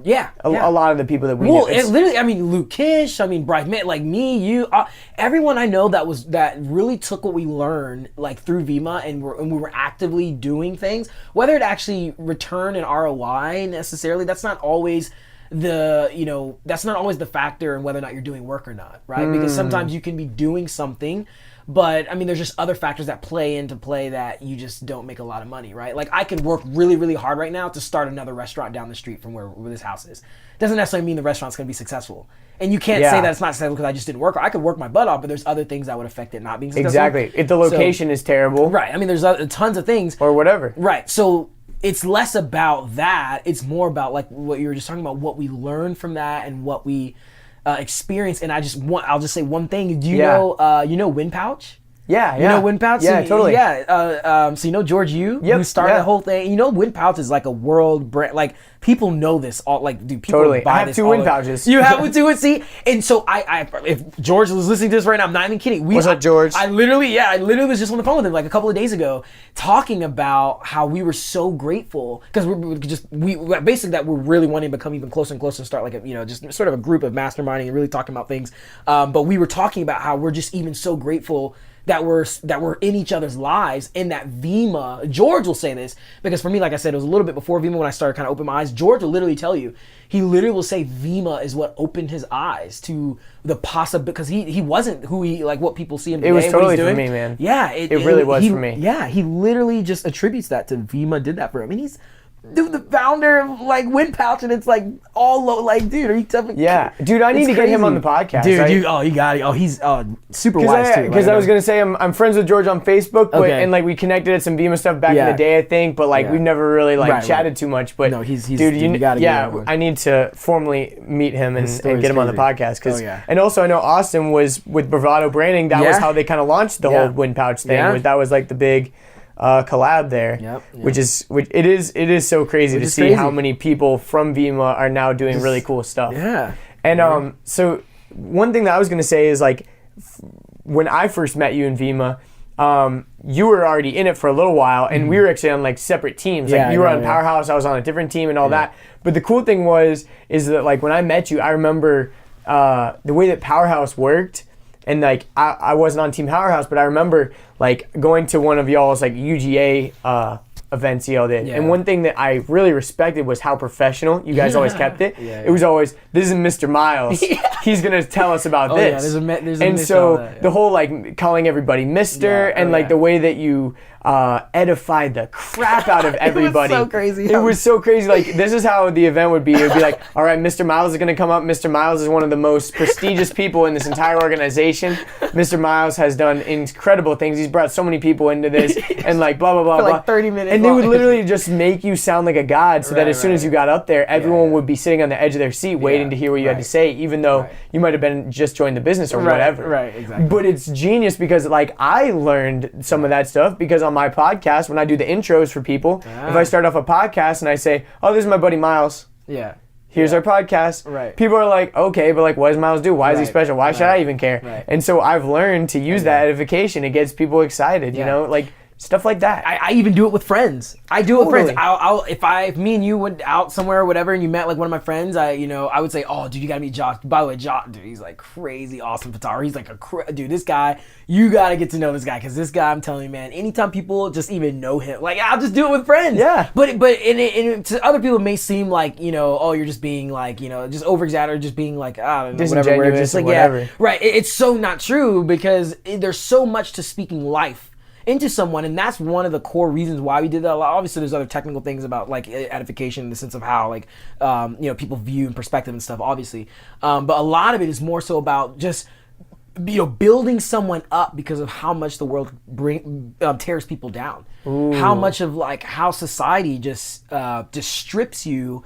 of your like incredible, unique, and powerful side. That everything is about fitting into these boxes. Everything's it's kind of like those little play toy thingy that we get as a kid, where it has a different, like the square and the circle and the tube, and you put them like in the little thing or whatever. Most people are putting a little cube into the circular, or like whatever thing that just doesn't fit, and that's what in society basically says it's your fault. You should be fitting in that, and when you really should just be fitting in the cube, like you're a cube, dude. Yeah, I know it's like a weird metaphor, but no, it's so true. Yeah, so we just do that to and a lot of people will chalk that up to our school system. Just kind of factory forcing everyone into something that they didn't ever even really want to do or choose to do. Yeah. And it's unfortunate, but it's cool that we were able to break out of that mold and choose something totally different. Yeah. Which is, I just can't imagine where I would be today if I didn't experience, I mean, there's just too many people from those experiences that have led me to where, it's kind of like when people talk about going in the military or something. They're like, boot camp sucks. Yeah. Boot camp is the worst. Yeah. But the people you meet in boot camp and the memories you make and the experience you get, it's invaluable. And it's kind of like Vimo. It's like I did Vimo for like 2.5 years or whatever it ended up being. And, even though I didn't really make that much money and I lost some friends and people called me stupid and people made fun of me or whatever, it was like that gave me thick skin and that gave me the courage to do other bigger, better things now. And which I feel if you're going to lose money, if you're going to lose friends, I feel like in that environment, it's the best way to do it. To lose friends because you're so passionate about, creating this movement of breaking out of the norm. Like I think that's a positive thing. Totally. To create a movement where you're trying to stimulate people and to get into the mindset that doing the different, doing the unusual, the abnormal is not bad. Like it's positive, it's good for you and things like that. To lose money by learning at a younger age that spending all of this cash and this money on material things that don't last is not a good thing, rather than when you have a wife and 4 kids, and you're doing all of that with cars you don't need, the size of the house you don't ever use, because that's one of the biggest things. Because I obviously, I was executive and I did make some good money for when at that age, for sure, at 18, 19. And you had a car too, right? Yeah, I had the C250. There was a time. I remember when I made that. I can't remember what that check was. It was I think it was $5,000 something, but that one week, and I remember it was at George's place, and it's when I hit executive. But then I forgot the other bonus that came through. But it was literally we get paid weekly. Just imagine a weekly check. A weekly check that of was $5,000. $5,000. Anytime you have a comma in the weekly check, you're doing something you're awesome. Doing something right. So, but when I look back at, and obviously I'm not struggling. I'm a full-time photographer and I do everything I do today, which is fine. But, but all of that money, honestly, is not with me today. And I think though, or not that I think, but I'm grateful for how it was lost. And that me losing that has taught me so much, dude, about the value of material things. And I love the quote where it says, which I'm totally gonna like be teaching my kids and stuff like that. Oh, I probably smacked that, so it's not weird. But that it's not what you leave your kids, it's what you leave in them, right? And a lot of what we get so caught up is like it's just keeping up with the Joneses in the rat race of like whose house is bigger and how many more cars you need, and just like are you wearing the Rolex or the Louis and all. I mean, we were about that lifestyle. Totally. And it was so the external. Gucci belt, the Gucci belt. You remember that? Just like I remember. if you showed up at an event and you had the Louis loafers, it was like, dude. And I remember when I bought my dude, it was like $700 something for like Louis Vuitton shit. And I don't even wear those today. $700 something, and I took those shoes out when I went with my girlfriend at the time, and we went out not camping, but we just like went out to the woods and we were just like hanging out this creek thing, and I was just like wearing my loafers. I just had absolutely no just value, or just respect to that kind of concept, and just throwing away money. And like now today, dude, it's just so much better and so much different in terms of where my money goes. Like I'm constantly thinking about either how I can invest my money back into me and my business to grow it bigger, or how I can put that money into investing in people, or like organizations or things that like I just really care about and value. And a lot of what I do, I live my life is total minimalist. Love that, dude. Yeah, any of my traveling good friends will know. do that to you. Oh my gosh, yeah, right. And that was another thing, being able to travel, all just so many crazy things. So you were speaking in different countries and different crazy, states, dude. And all that kind of stuff in Vima. And then, like you said, when was that? I mean, we don't have to talk about Vima for the whole time, Right, obviously. right. We've been going on for a while, but when was the time when it all came down? Like, what was the story behind that? So I actually remember it was the time where I was probably at the peak. It's funny. It's like how it always happens, right? It was literally like Wolf of Wall Street, to be honest. I was at the peak, just like, I mean, in terms of like residually every single week, just new money was coming to us. Everything was great. What ended up happening, so this is when I had my team in Dalton, Georgia. That was hundreds of people. How many people were in your downline? Dude, I honestly Thousands? can't remember. I can't remember because remember my team in Europe that took off through DJ Snyder and me really working with Iñaki in Spain. So we had this huge group where we had like 6 executives alone just in Spain, and then wow. Did you know? Yeah, the whole group in Iñaki was crazy. So we had that whole thing in Spain, and then Dalton, Georgia, and then all of the schools like UGA, Georgia State, all this stuff. That was everything in Georgia, just creating some stuff that was, and then there's stuff that was sprinkled, like our group in Boston. I mean, I was going up there with Alistair and Chris to do that stuff, in California a little bit. I mean, it's just crazy. So I remember when we were doing this sort of incentive, like rank up thing, to where I can't remember how it was. I think it was if you ranked up twice or if you hit exec or however it was, you would basically come out to the Bahamas with us. I remember that. Yeah, we did this the whole Bahamas trip. And I was already like past exec and things like that. So if you were already there, you were like basically going. But it was so it was like for executives and up, you were going to the Bahamas. But if you rank advanced twice or you hit exec, you would come with it, stuff like that. So we had this Bahamas trip, and I don't know if you remember all, because these guys from UGA with oh my gosh, like Eddie Malouf. And, yeah, I totally know Eddie. Yeah, Eddie Malouf. And shout out to Eddie Malouf. Yeah, I asked him to be on the podcast. He was like, dude, I don't know if I have enough important stuff to say. I was like, dude, Eddie, you're a cool dude. But he's like, okay. He's like, I'm going to Lebanon. I'll be back in August. Hit me up after I'm back from Lebanon. We'll talk about Lebanon. Stories in Lebanon. I know. I'm like, dude, Eddie. He's trying to be so humble. Dude, he's the biggest storyteller in the world. Dude, he would tell the craziest. He was trying to be humble, but I'm like, bro, Eddie, you got to be on the podcast. So Eddie will be on the podcast. Cool beans. Well, yeah. So Eddie and I enrolled a guy. I believe he was he in Dominican Republic, or was he in Boston? I think he was in Dominican Republic, and he was moving to Georgia. I don't know if he was in Dominican Republic moving to Georgia or in Boston moving to Georgia. I can't remember, but I remember enrolling someone outside the state, which is always great. You're always excited. And it was named Eric Magra. Eric Magra was best friends with Eddie Malouf, so that's kind of that whole team. And then when Eddie Malouf ended up being this guy named Edgar, and then being like just hot, like that's where Dalton took off, and then UGA, some other UGA stuff, just crazy stuff from there. And then some of the Alpharetta teams and all these things that were blowing up. So I was at the Bahamas, and I remember I went with my girlfriend at the time, it's just so crazy to even go back to that, because It's obviously I'm not a millionaire, but it's like You were in the Bahamas. You were making it. You were like, but it's like what they say. Like the average millionaire goes bankrupt, like at least 3 to 4 times, and it's never pretty, right? But it teaches you a lot. I mean, it was literally kind of like that whole scenario. I was basically in the Bahamas, and it was just to fast forward through all the fun. Dude, we had tons of fun every single day. It was like the last day of the Bahamas, and mind you, you're out in the boat and you're in the Bahamas. We've docked all these different islands. I mean, we were doing this whole cruise thing. It was great. I remember basically leaving the just whatever center area dock where you would, I guess that was the boat. Yeah, you would leave that part of the boat to where you would now get on just normal ground where you get on the bus to get to your cars and all this stuff.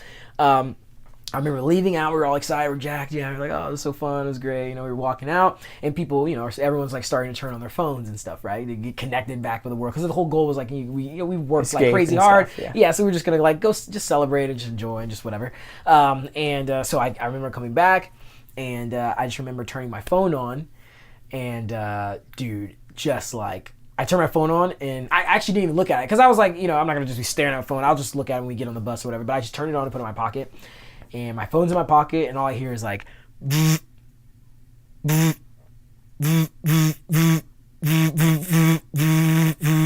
I'm like, what the? I was like, bro, what is going on? So I took my phone out. Dude, I'm talking about hundreds of text messages, phone calls, all this stuff. And if they hear this, it's totally fine. We're totally buddies. We don't care. I totally don't care. I love these guys anyway. But long story short, because of, there's a part of the business where you grow so much, there's 2 things that happen. You grow so much to where you are. Because remember, at the very beginning, when you advance, it's basically easier to advance when you're low, right? I mean, you enroll and you can advance, but let's say you're at like star executive, it's a little bit harder to jump to presidential or star president, you know what I mean? So it gets to a point where your group is so large, the enemy starts eating with your mindset because you're not advancing basically as much because a lot of other people are advancing in your group, right? But if you have that sort of egotistical mindset or just selfish thinking of like, man, I want to advance though, it kind of starts eating at you because like, people are advancing and you're not because it's just a bigger jump for you now. So there's that happens. But then secondly, you're growing so fast growth, especially within this type of business model is great for a lot of people, but there are also a lot of people that are witnessing fast growth and people advancing, but their own business is not necessarily growing. It would be basically like me enrolling one guy, and then that guy enrolling one guy, and that guy enrolling one guy, and that guy enrolling one guy. So there are a number of people that are seeing this crazy growth. But it's just like unstable. But it's just unstable. And each individual isn't necessarily making a lot of money but it doesn't matter. It doesn't mean that those individuals, because remember how, and that was the thing I was always trying to explain with people, it was with Vimo with the binary system, obviously despite like the back end of like how much more money you can make in other comp plans and things like that.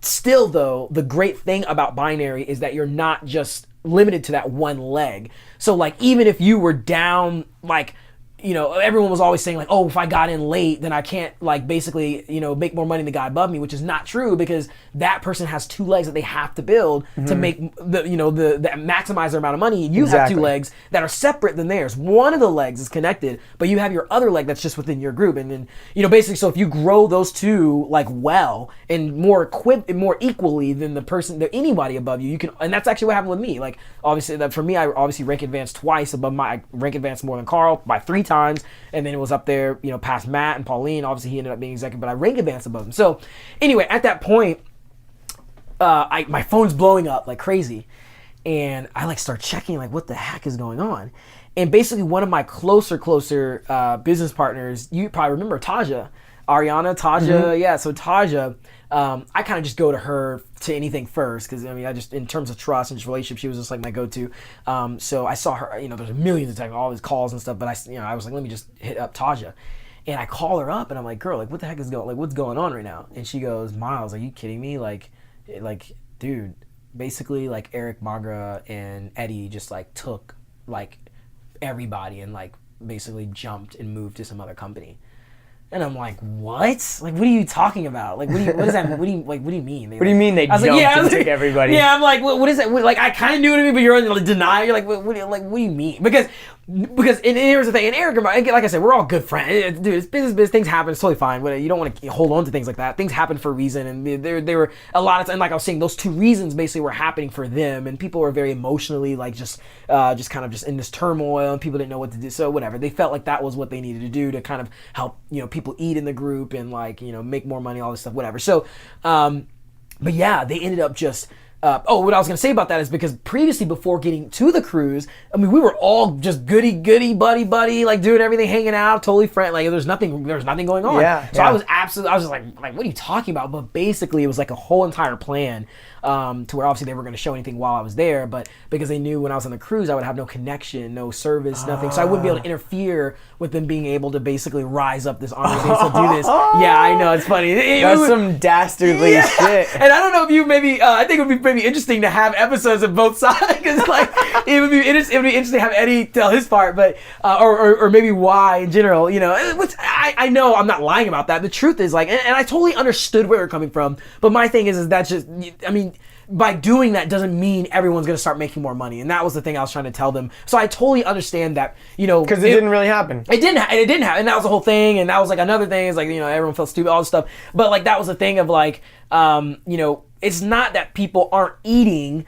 because you just can't make money. Like, it's already proven that you can totally do it, and even through it's proven that you can do it even if people before you were making a lot of money. There's just things and timing and people you meet. I mean, you just have to grind with it, and you just know how the story works. I mean, things happen, things don't happen. I mean, but that doesn't necessarily solve the problem. Anyway, I mean, so that was like my whole thing about it, but it didn't matter at that time. I mean, that's what they thought was right, and that's what they did. And we're talking. I mean, this is like a dude. I mean, your whole team left. Like a lot of your, pretty much your whole team like, left. Dude, like we're talking about cycles.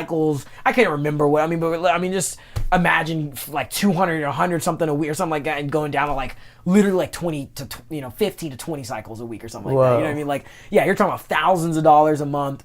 But because of the imbalance, and that's the only challenge, is the imbalance of like legs. If that leg does go away, then you only have one leg. You could have 8 billion points accumulated that could generate literally like $1 million a year. I mean, there are obviously stories of people that could generate $1 million a year. With their like business. Sloppy Joe, I remember him. Yeah, like, all these guys, but they never built their other teams, their legs, right? Yeah, because they had the Alex or something that was on that side. So you could generate that, but it didn't matter just in terms of how you got paid out. So just because of that happening, it was just so much on one. Like, I mean, dude, it just like crazy imbalance, and yeah, dude, that's what happened. And I mean, just keep a long story short, I mean, there was just a lot of like, Jed calling up people saying some great. I remember like it was like Wolf of Wall Street, dude. Like, dude, they that is some Wolf of Wall Street junk. Yeah, Jed let them have it, man. I remember I was in the car, and they were so like, man, that's fucked up. Like, are you kidding me? Like, get out of here. Jed like started calling people, and he was just like, the challenges. Jed, he's like, you broke. He's saying all these like crazy. I was like, oh. Like, he was going at it, and the cool thing about that too is like the brotherhood that you learn to build, like the power of really building a brotherly, or and then if you're girls, it doesn't matter, just a network in general that you build. Just things like we're doing right now, like we could years later and we could still get together and just be like, I mean, just having this group of people that you're aligned with mentally, you care about, you would want to help, because it was cool to see that. And honestly, in life, they teach you everything's by yourself.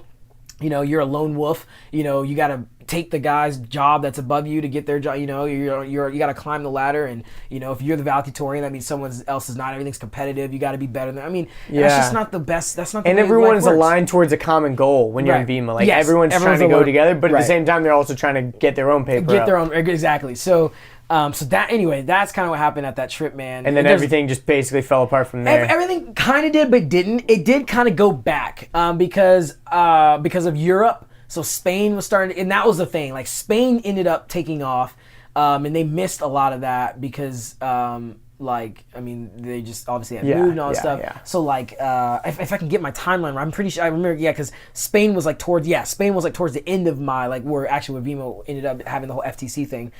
Which, by the way, which it's still awesome today. Obviously, no one talks about it because it just doesn't matter. Like, why talk about it? It's fine.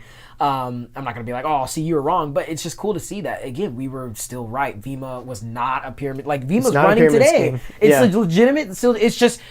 I mean, people don't understand how things work, and the FTC unfortunately has authority to. I don't know how they have the power to do what they did. I think it's because there isn't like a organization of network marketing companies that have formed. Like there's some weird thing where they said that if there was some sort of like almost like alliance or a union, yes, exactly, they could have stopped it. But since all the network marketing companies were separate, they were able to just jump in. If there was like a BBB of like network or something like that, they were able. But because the FCC was just going to drain the money out of Beacon. It had nothing to do about whether or not it was legitimate or not. Yeah, it's unfortunate. Yeah, but he's back on his feet. But anyway, but to wrap up that whole story, so basically, like you said, you know, Vima came to an end for you, and then you were just kind of. That was not how it came to an end though. The way it came to an end, maybe they probably won't because of time, but I got a call that actually told me about the whole thing that happened where Vima just got shut down. Like that was. And crazy. You were like, oh crap, like we're done. Oh, it was literally at 3 a.m, and it was just insane. Like that call I got, and it was. Because Austin told me about that day how he went to go cancel his auto shipment the actual day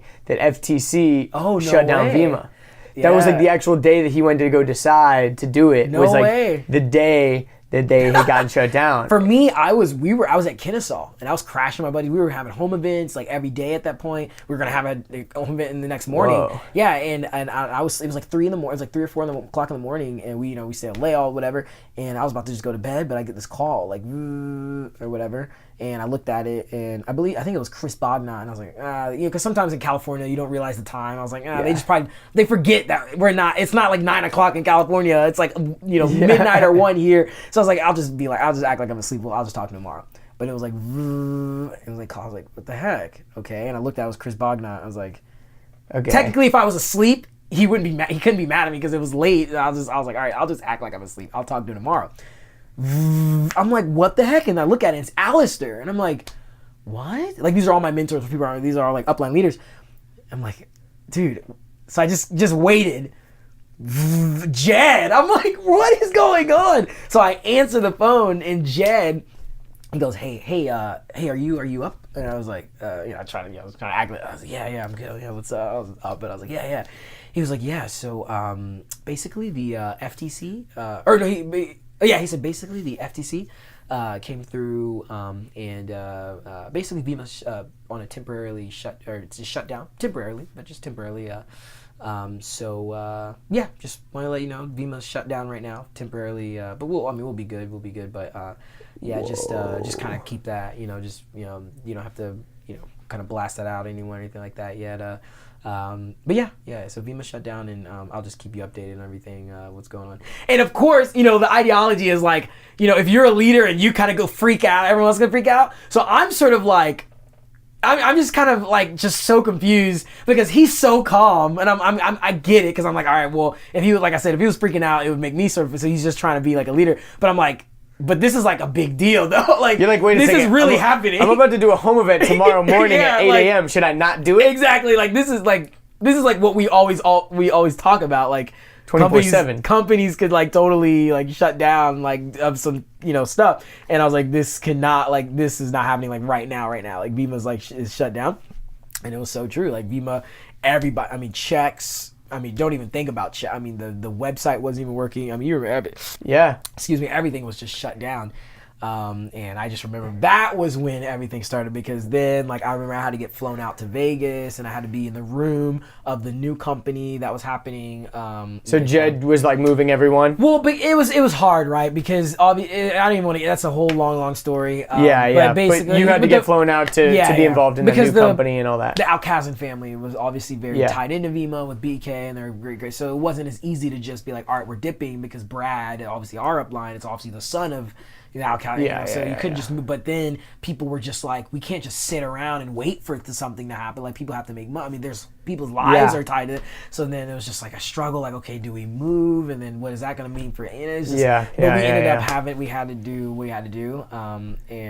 Anyway, yeah. But the other company that we got started with, it was great, but it just wasn't the same. And And that whole thing had already happened, and people were just kind of like, should we just even go through this anymore? And it was just, you know, so I tried to write it as long as possible. And like you were saying at the beginning of the thing, it was like the whole thing about quitting. Yeah, that is a prime example. Because you were saying like quitters never win, winners never quit. And it's like that's not you gotta know when to quit, when sometimes to fold your cards. Yep, sometimes you have to know when to quit. So when did you get? So obviously there was a portion of your life that was in between there where you're probably trying to figure out what you're doing, and then photography happened. Like how did that happen? Like how did you decide like? I want to pursue this, or like what happened with that? Dude, so I'll try and make that short. Basically, as I got out of Vima, you know, like you said, I was kind of in this just period of like, all right, well, I'm not really doing Vima. I was doing stuff, that company, the newer company they're doing, but it wasn't, I mean, it's nothing like obviously what we're doing.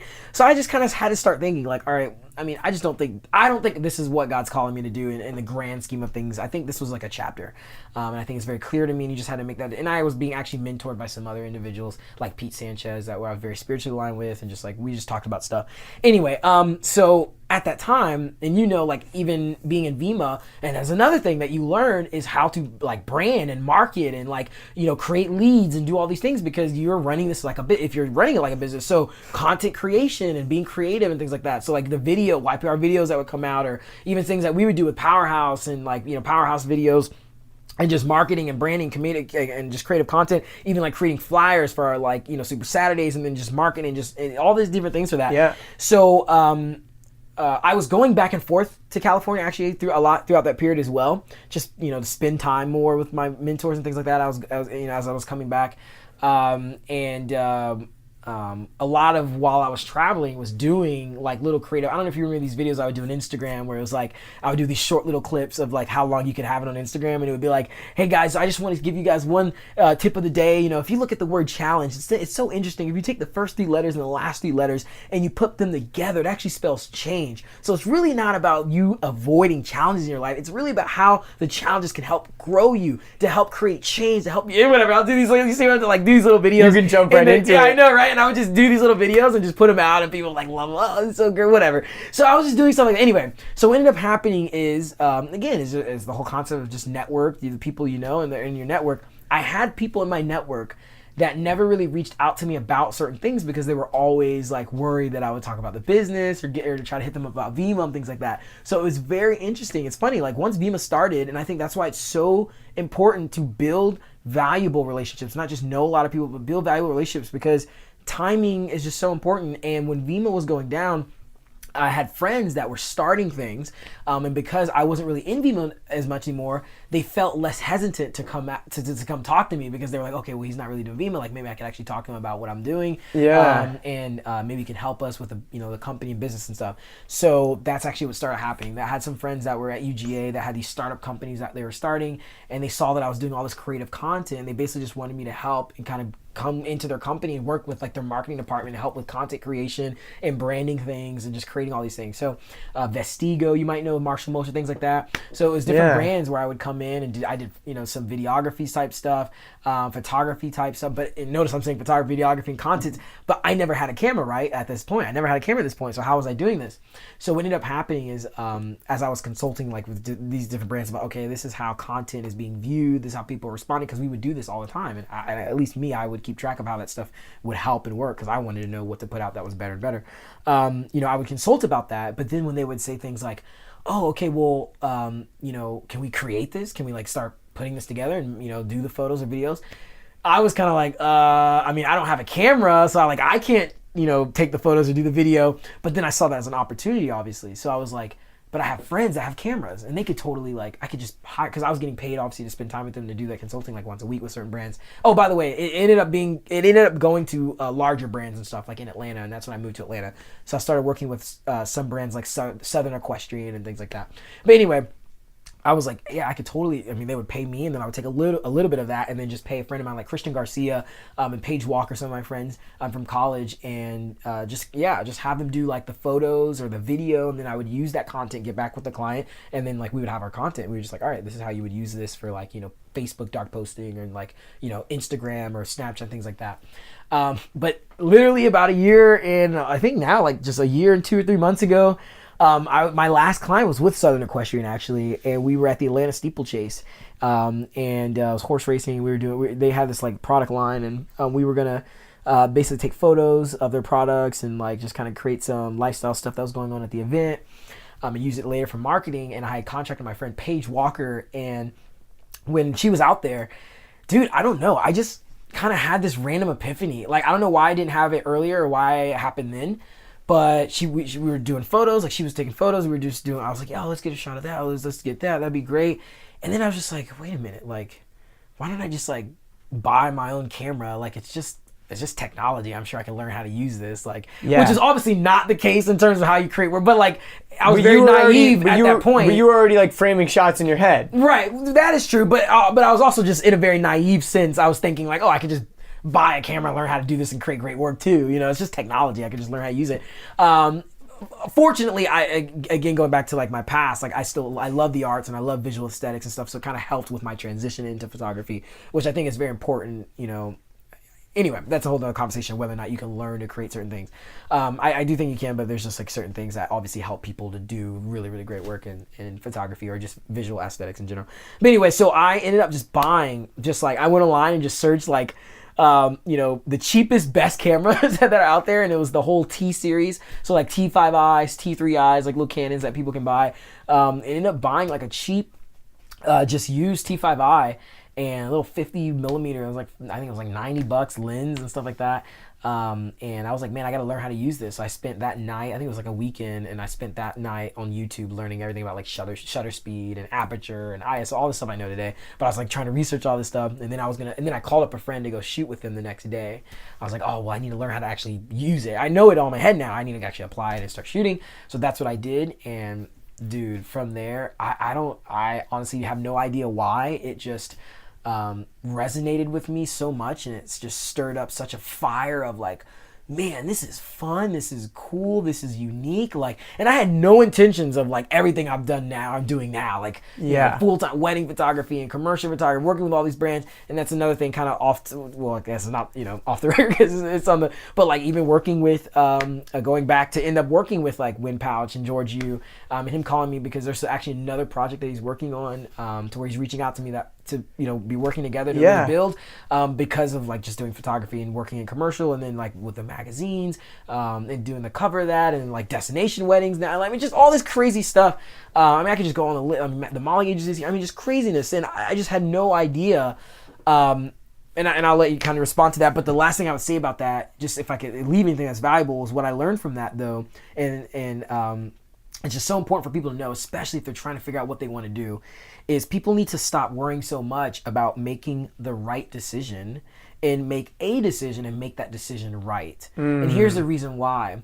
You know, Steve Jobs in this, he was speaking commencement ceremony of the Harvard and graduating class.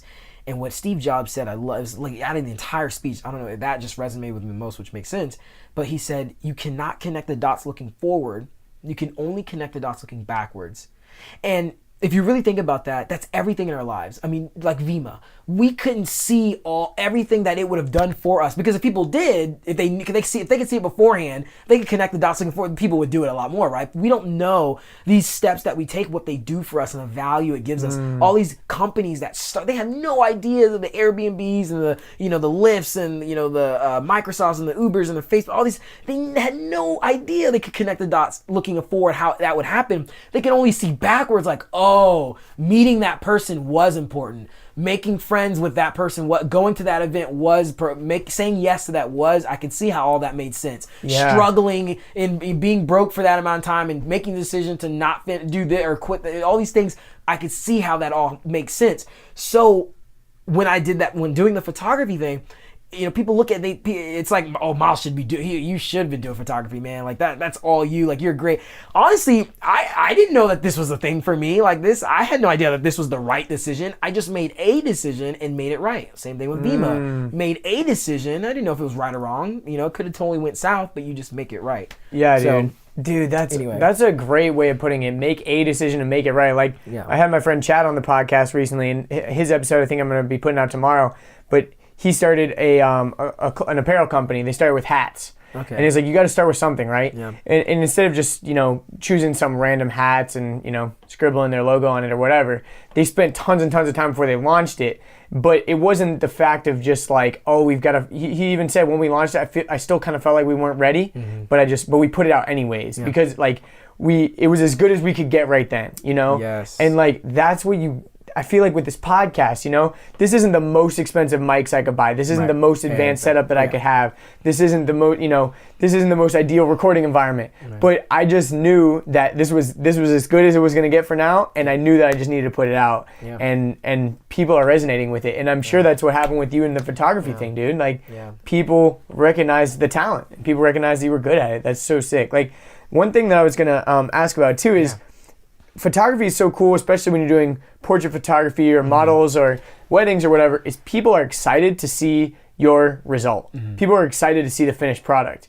And that's kind of what I love about this podcast is I can make it with somebody. We're just having an awesome conversation. But you're going to, like afterwards you're going to be like, oh, I wonder when he's going to put it out. Like when you all that kind of stuff. For sure. And it's cool because when you can create something with someone, unlike music, for example, when you might just be in your room, like if you're making beats or whatever, and you put it out, people aren't necessarily like waiting on the edge of their seat to see what it's like. Right. But when you're taking pictures with someone or for someone or whatever, they're like anxiously waiting. Like, when are you going to send me those pictures? When can I put them up? When are you going to put them up? Like that's a really cool feeling, I'm sure. There's a funny meme too that I wish I had the picture of it and you'd die laughing. But it was I guess you relate to it more if you're a photographer. But it was like a meme and they used like the SpongeBob characters, I think, or one of the fish of the SpongeBob, and it was like the first part of it was like or the first part was just like kind of letting out the scenario. It was like you just finished doing the photos or like 2 days after taking photos or whatever. The person was like, hey, like when are you sending me those photos? And then the other thing was like,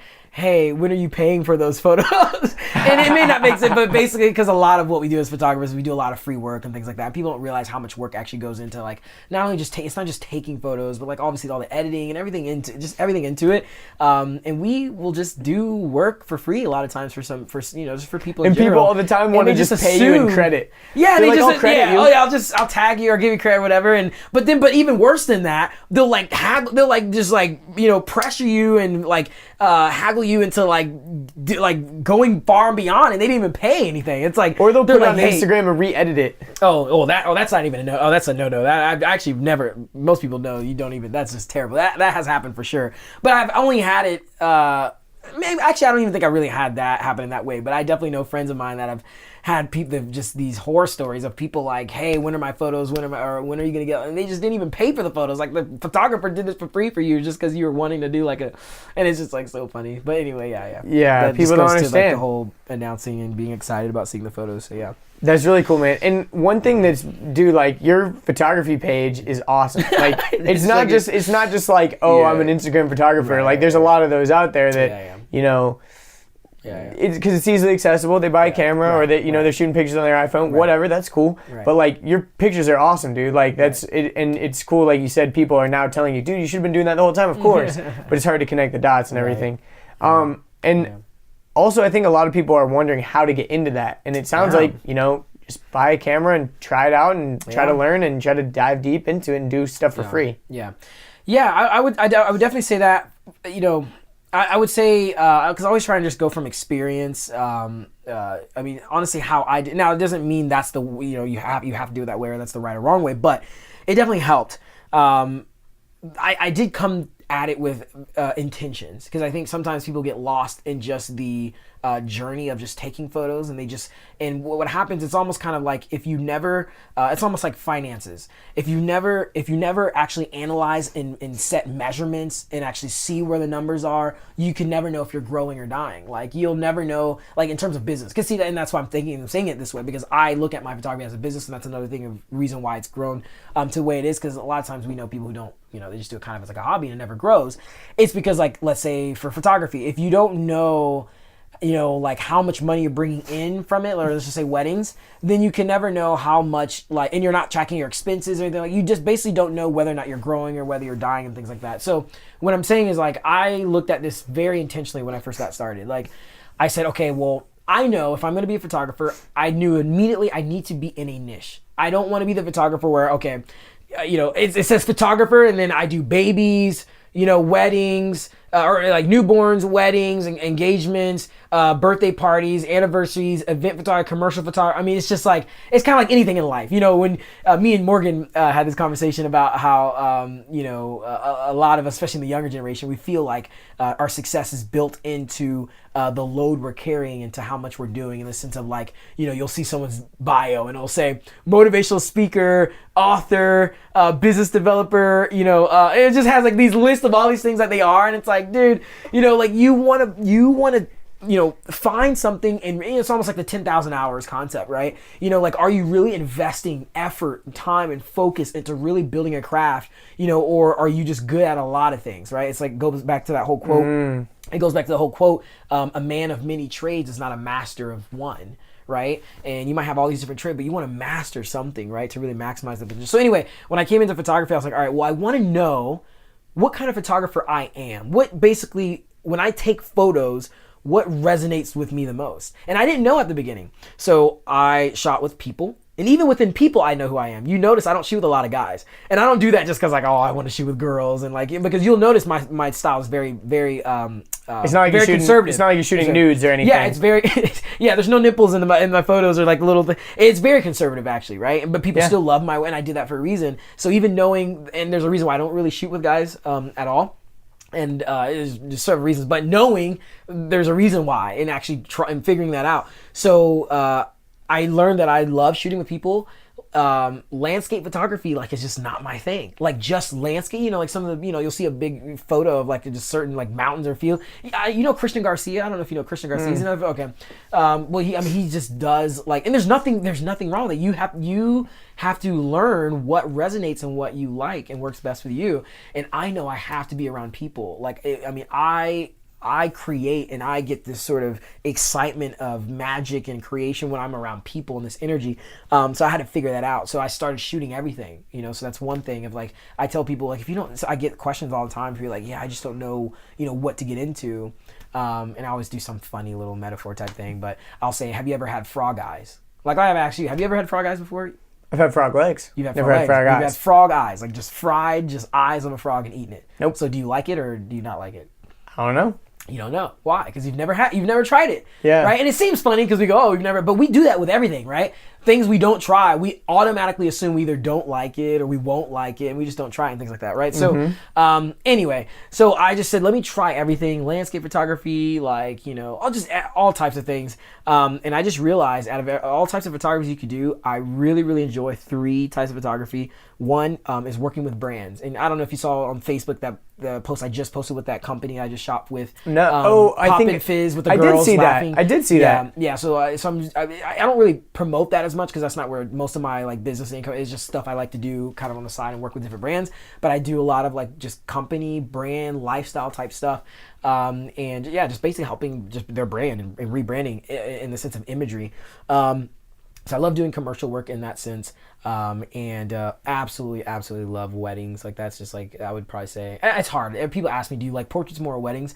I mean, they're both basically like neck and neck, but in terms of overall experience, I would probably say weddings for sure, just because of everything that goes into it.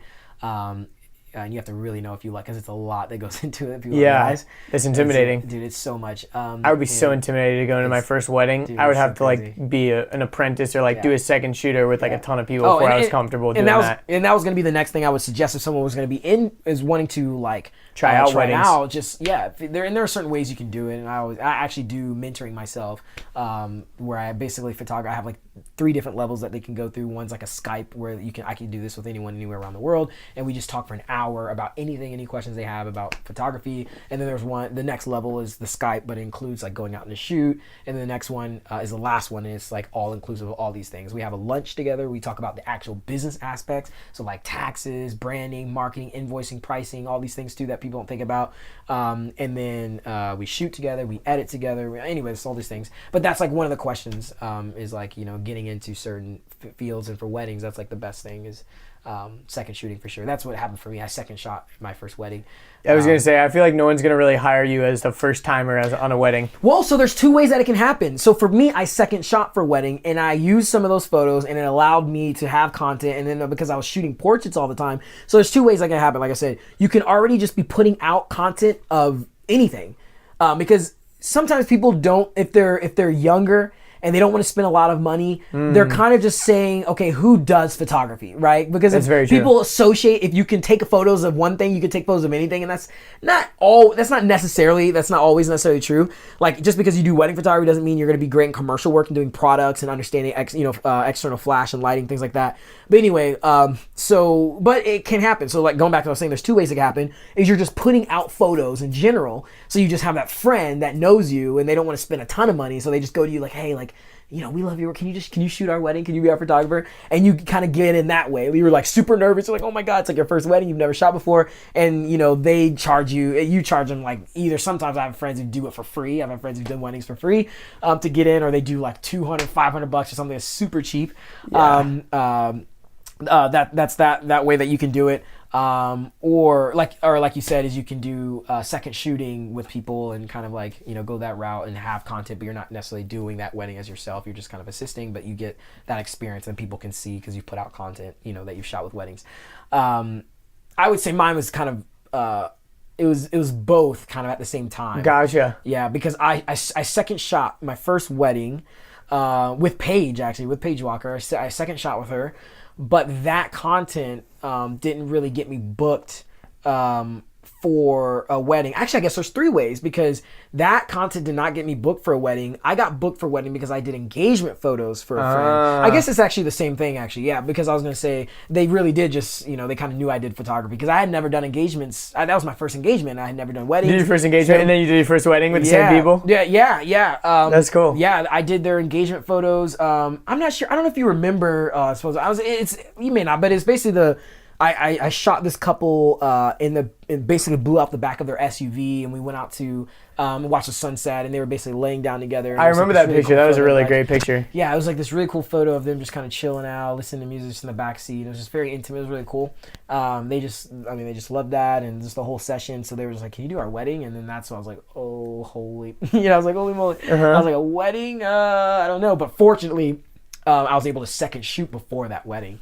Nice. So kind of you just got helped hired out. for the wedding, and then you did a second shot to get experience to do the Ah. wedding, which doesn't always happen for people. Yeah. Sometimes people just are pooping in their pants while they're doing the whole wedding and hoping the photos come out great. Or the person hiring you knows you don't do weddings, and they know the photos aren't going to be that great, but they just want to have someone there who can just capture something, and they're just going to bite the bullet because they don't want to spend $2,600 or $3,000 on a wedding photographer. So whatever, but. Yeah. So it's funny. So I didn't do that one for free. So I ended up charging $1,000 flat for that. It's actually my friend Autumn Vincent, if they're ever listening. I mean, I charged them $1,000 flat for that wedding, and basically everything I did for that wedding so they paid only $1,000 for my highest package that I have today.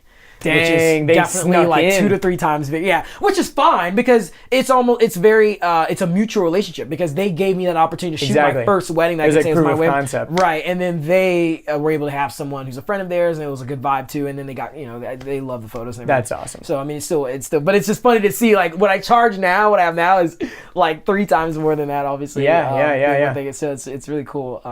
But anyway, yeah, man, I've been doing it for like a year, but it's been crazy to even start doing destination wedding. And that's what you're doing full time, right? Yeah, man, full time photographer. Crazy. That's so sick. Like, and like a year and a half ago, you would have never thought I that. would have never thought. That's so dope, dude. And like, one thing that's cool is on your Instagram profile, I noticed you have a thing that says like, I shoot all colors or whatever. I love it. I always get this from people. Yes.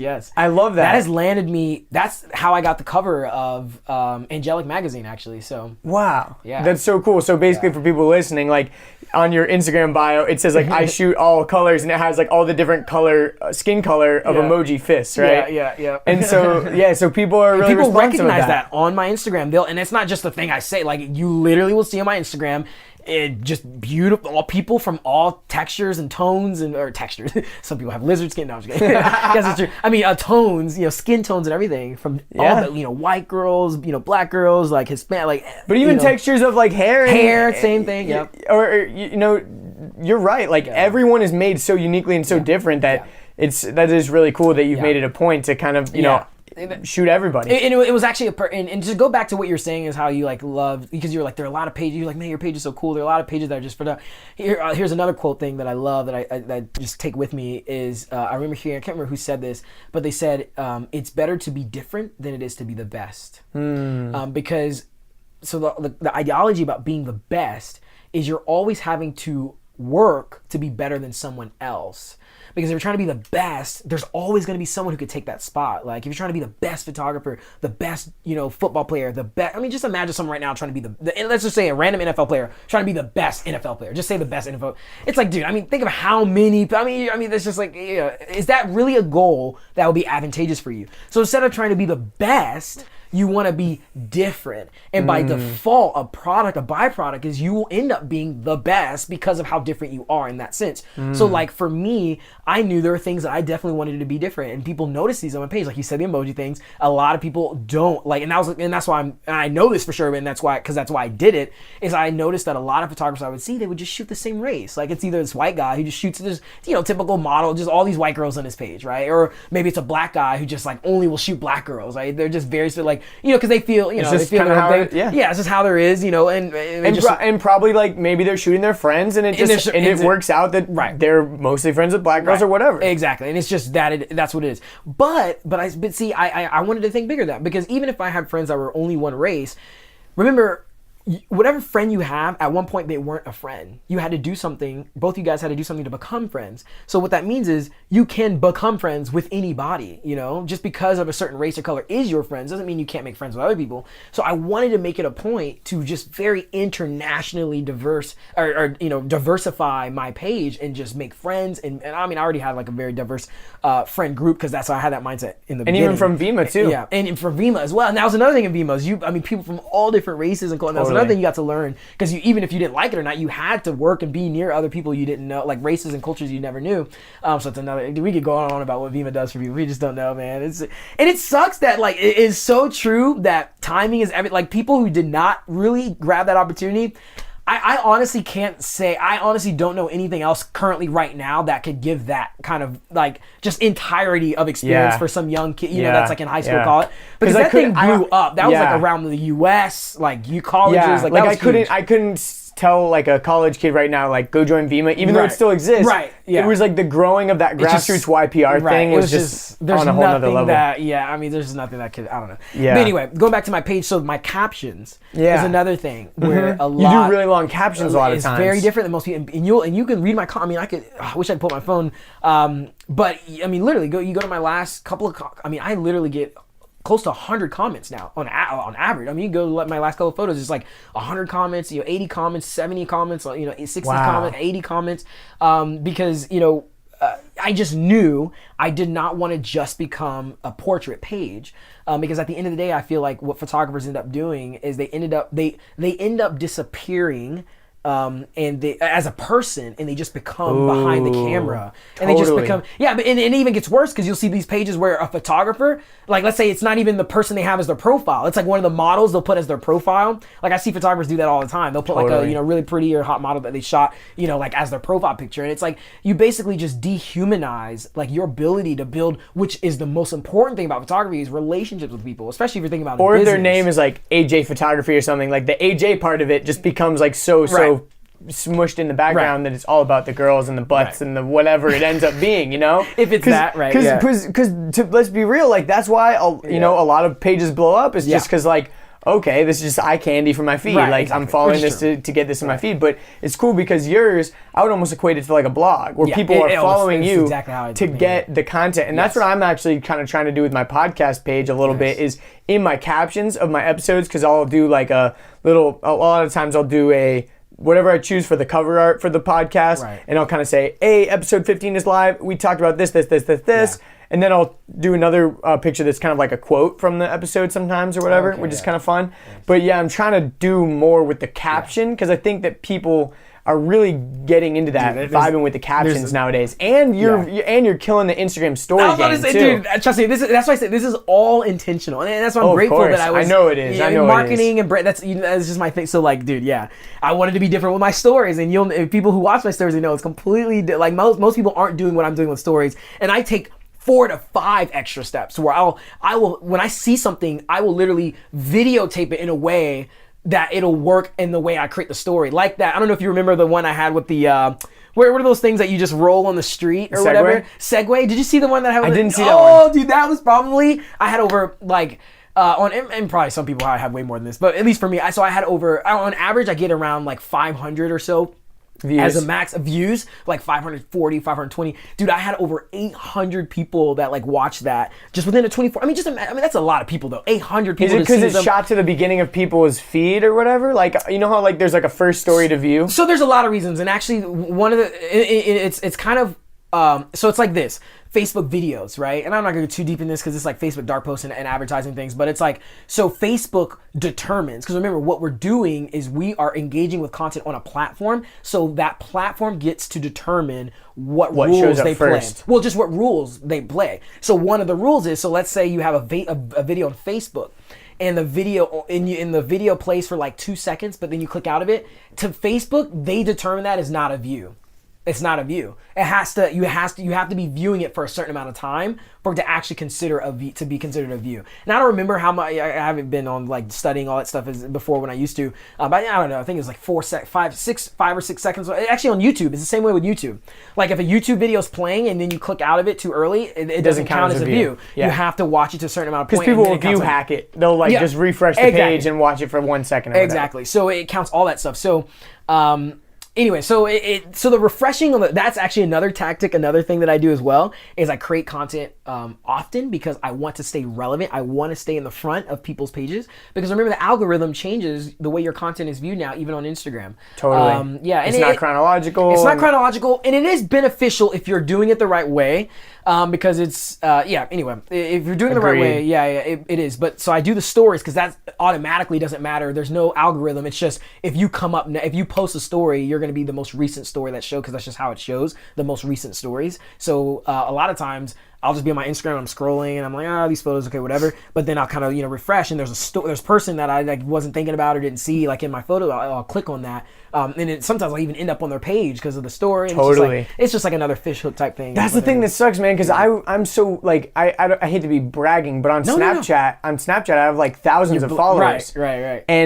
And the thing that sucks is the discovery on Snapchat blows. And I'm so torn because I want to switch over to Instagram. And so for Instagram, I knew Instagram was going to destroy Snapchat. Snapchat and that's what lost sucks. The ball on like they did, and that's what sucks so bad, man. It's like I want Snapchat to be so much more than it is. A lot of people do. Yeah. And I'm still I know there. people are holding on to. Anytime I get on there, I just because I also love the Snapchat code. Yeah, the Snapchat code is cool. Really, see, I never got it. I know I've used it, but I never got that into it. Because what I did is I printed these out onto stickers, right? And so when I travel places, I'll stick them random places. Dude, see, that's unique. Which is dope. Cool. That's pretty cool. It's dope. I've met so many cool people from all across the world. Just be like, dude, I like. Have you seen the new Snapchat feature where if you zoom out, you can see the map? I've actually seen that and have heard of a bad story of a boyfriend and girlfriend because of that now too. From a good friend, right? You always want to know those things, yeah. That's funny. But dude, so like the other day, I didn't even realize that was a thing because I just haven't been paying as much attention to Snapchat recently. And my phone recently broke, and I'm using an old phone and all this stuff. Yeah. So, but I zoomed out the other day and I was like, holy shit, like it's so cool because I have so many people from all over the world that I had no idea. I'm like, I have someone following me that lives in Singapore. I have someone following me that lives in India. I have someone that lives in Denmark, and like I've never even been to these places, but like so somehow people have gotten connected with me. But so one of the things I do on Instagram to connect with these people, I don't know if you're seeing, and I'm actually starting to formalize this and make this like a day because it's starting to really work, and I actually show that it's working. It's all marketing, whatever, but I show that these things is really cool. As I do this ghost followers to good friends day. Have you seen me do these things? Yeah, so I do this thing where I just randomly, because I'm about to hit up to like 5,000 followers, which is, just to have the 5 now finally, it's gonna be sick. So I have all of these followers though. Like we have the ratio, the amount of people that are talking, engaging with you though, because I have people that are just adding me like just throughout the day, but I never meet and I never talk to these people. But these are potential. These could be potential just best friends. These could be potential wife, husband. You never know. Whatever. This could be potential client, wedding. Whatever. You never know. You never know. You never know. And they've followed you for a reason. And they followed you for a reason. They like what they see. They click the button. They like. So but they're ghosting. They're ghosting. So what I do And I've actually even had people speak about the fact that they never reached out initially because they thought either it would be a burden, or they just thought, or they were just afraid, they didn't want to be like, because people assume, when you become like an influencer big time, people just assume that like you're so busy, if they're not valuable enough, you don't want to talk to them. And I just want to break that from the beginning before I get like, the 8,000, 10,000, 20,000, whatever. So like what I'll do is I'll say, I'll literally post on my Snapchat or my Instagram, and I'll say, hey, this has been working before, so I'm gonna do it again. If you've been following me, you've been liking my work, but you've never engaged with me, you've never talked with me, I would love to get to know you. Like, I want to know what you like to do. I want to know what your favorite freaking drink is, what you do when you go, like when you wake up in the morning. I don't know. I want to get to know you. And then I'll do another page and I say, I'll start off, and I'll say, like the last one I did, I can't remember what I was like. My favorite movie was Emperor's New Groove. That's like my number one movie. I'm totally addicted to like almond milk. And my full name is Myles Berrio Hartfield. Like, just things that people maybe not know. And dude, all these people that just started reaching out, and it happened before the first time I did it too. So now I'm gonna do this like very regularly. Dude, that's a good idea. Yeah, and it totally adds to more engagement. You get to learn more people. I've now even built, and there's another thing, it's all about intentionality, friends with people in other countries and areas like the Netherlands. I just made a good friend in the Netherlands. So like, I know, dude, he's totally like, and if you are very like just lovable and just engaging, awesome person, like people like want to know you and like help you out and love. So basically the guy's like, dude, anytime you come to the Netherlands, hit me up, like totally. And that's like my main thing, is building friends in so many countries and areas. That's so when valuable. I travel, yeah, like we know how that is being going to like totally, man. Yeah, so. And it's crazy because like I said with the Snapchat thing, like that has happened to me before, where like I've connected with a random person, they're like, yo, if you ever come out here, I already know you're a cool person, just based on like what you post and all this stuff. Let me know. Just let me know when you come out. I'll take care. Yeah, that's the dopest thing. Yeah, so I've learned cool things, and like I want to plan like a world tour around that. Like figure out like this is a huge idea that I have for next year. Is reach out to everyone that I know that lives in a cool place that I would want to go to. Literally send them almost like a Google Doc kind of thing, or a Google what's those things that you can fill out, and be like, beautiful. Hey, I'm going on a world tour. Would you consider hosting me for any amount of time? Yeah. Yes or no? If yes, dude, how long would you would you feel comfortable with me like staying at your place or whatever? That's so wild. You know what I mean? That's like literally like my how dope what I'm would doing, that what be? I'm doing right now. Because since they filled out the answers, I'm not imposing on them. Right. And I would say, don't feel obligated to say yes. Like I totally understand if you're not comfortable with me like coming and visiting you or whatever. Well, yeah. Because I want it to be mutual. Right. And this is the whole thing about like you having to plant the seed now and then do everything to nourish it and all the stuff to where you reap, and I'm not saying this is why we're doing it, but it's just the idea of all the fruits that come you get to because you planted the seed in the past in the right season.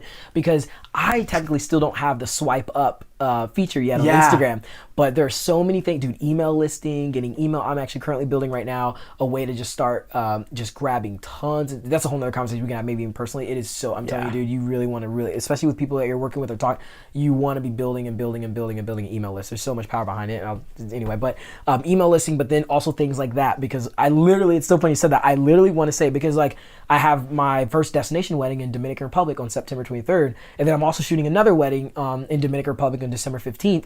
And anytime if you finally get the honors of doing like a destination, someone flying you to another country to shoot their wedding, you put that content out there, you can now say your destination wedding, but you're more likely going to get out, because other people are there, and totally. You're more likely to get called maybe back to the area, and then other stuff. Most of the people I know that do destination, that's kind of how it happens. So I'm already getting prepared for that. So what I want to do is like, obviously when I get to even a larger following, and I've built a lot more of a connections, I've done a lot of these, ghost followers to Good Friends Day. What I'm doing, I just want to have this, this really creative just story, where you can swipe up though, and it'll basically, like you said, it'll go straight to my website, but it'll have a part where it'll have literally the map, like just like the world map, and it'll have all these different places I'm highlighted in, and for people to click on those places and basically put information like, oh my gosh, my name is da da da da, like, I would totally be down to host you this day when you come, and like having a schedule, like, oh, I'm gonna be here, because I'm already traveling a lot for photography right now, but it'll be be more international, more crazy. crazily. So I have a couple friend called Sheep Feet. I'll send you their information, but they literally live out of their van. It's a dope van they decked out. Basically, all the money they would spend on just having a home and staying somewhere, they're young and they're photographers, and they travel a ton for photography already. So they just live out of their van and they just travel all over, and they can't say how many times it's so cool. I mean, a lot of times they just camp out at these amazing views or whatever when they go shoot weddings. Yeah. But they always have people that are in these areas because they put their travel schedule. They're like, hey, come eat with us, and they get home cooked meals. They get they just obviously stay in the bed, all these things. So anyway, that's a big part because I'm such a nomad, dude. Like I am such a minimalist. Like I do not care about having. Oh, I bought my first home at 23. Like, obviously, there's benefits. You bought your Louis shoes. Yeah, but it's like, dude, I've talked to enough people to know, like, I just want my money to be going to experiences and people at this point, and I just can't wait to just see more of the world internationally. But yeah, that's like one of the things I want to do. So that's cool. Dude, that's so dope. Dude, yeah. I actively have to pee so bad right now. You did, yeah. I have to pee so bad. But so let's wrap this up. Yeah, but, we're closing it down. I was going to say we've gone over 2 hours. Oh, no way. Yeah, that's crazy. Dude, it's solid. This is a really good podcast. Have I been the longest podcast? You probably not. No. You've had a longer one? Oh, my gosh. I've had some longer ones. But no, I was going to say, the last thing that I really wanted to touch on really quickly was, I don't know if we can even do it quickly, but the vegan thing. I'll try. When did that? No, it's okay, dude. No, it's I'll fine. do it real quick. It's not. When did you become vegan, and like when did that whole thing happen? Yeah, I mean, this is actually not even a long. So I mean, literally, basically about a year ago. This is really about a year ago. Just because I've already been very health conscious anyway. I don't really eat, or I didn't like to eat a lot of heavy meats anyway. So a lot of the meats I would eat would just be like fish and things like that, if anything, and maybe chicken if it's like cut up in like a Chipotle or something, or technically like eggs or something. Yeah, but because I'm just so active and I'm so on the go all the time, when you eat heavy like that, I mean, it just really just messes with your just hormonal imbalance and your energy levels and just things. At least within the meats that we have here. So I stayed away from a lot of that, but. You never really hear about vegan, when you're a kid and things like that, because you just eat everything, right? You just eat whatever. You go to lunch. It's not convenient for your parents to be vegan. Exactly. So unless they just grow up in that lifestyle and then the whole household is just like that. Exactly. And whatever. But for me, it definitely wasn't. So I didn't really start hearing about this vegan kind of lifestyle until college. Like basically when I left from UGA, I just started to meet people just randomly, just throughout my like just journeys of meeting people that were this thing called vegan. And I was like, guys, I knew about vegetarian and I knew about just just eating normal, just eating regular stuff, or not regular, but just eating meat and stuff. So I was just interested. I was like, what is this whole vegan thing? And obviously when I initially heard about it, I was like, oh my gosh, that just sounds like horrible. Like you're limiting yourself. Yeah, you literally eat nothing but like grass. That's like the joke I would always make. I mean, that's crazy. No, because I could kind of maybe do without meat. I was like, meat, yeah, I rarely eat heavy meats anyway. But I mean, no dairy or meat at all. Because I'm a vegan now. I've been a vegan for years. I cannot tell you how many things have dairy in it. Like, even like a simple gesture of like you wanting me to have Dippin' Dots, if it like can't have, if it didn't have that one, but most of the times you can't have, it has dairy, or all the types of flour and breads things that we have that has either egg in it or milk in it. Just something as small as like going to Starbucks and getting like a croissant, that's made with milk. Or just getting chips. I can't tell you how many chips have milk in it. It's so random. Yeah. How many drinks that have, it's just crazy that, like there's so many things. Was it like an ethical decision or was it a healthy decision? So the reason why, so at first I was very kind of just standoffish to it, whatever. But for me, I was traveling so much and staying up so late, but also working out a ton. Like even after this, I'm probably still gonna go to the gym. Me too. My energy level is just like kind of crazy. I would literally like just during the day, like 5 p.m., like just kind of be falling asleep at the wheel, like so tired. That's like obviously a sign. So it was more of a health decision where I was like, because I heard from people that were, that were practicing that lifestyle, that were saying that when they went vegan, it totally just made sense that obviously their body was definitely able to absorb the nutrients, obviously a lot easier and better. It's more plant-based, more natural. So the crashing wasn't or really just wasn't there at all in the sense, because a lot of stuff that we eat, a lot of where that crashing and things are coming from, it's almost like what we talked about, like with Vimo, like the Red Bull. What happens, you have that crashes because when you drink these things, your body is working so hard to basically break down these things, and it has this caffeine and it's using all this energy. Like, oh my gosh! But then it realizes that it's not real. Like it's like not actually like a natural element that your body should be consuming, and basically your body just kind of just like it got so burnt out, and now you're just like crashed and your energy level is like totally low. It's not this flow of like, putting the right gas in your car, and it's just burning the gas to just drive, and you can kind of go, you can speed and kind of slow down and speed up. So anyway, weird kind of metaphor, but that's kind of the concept, is like it was more of a health thing. And I know there are tons of people that do it for the animal rights reason.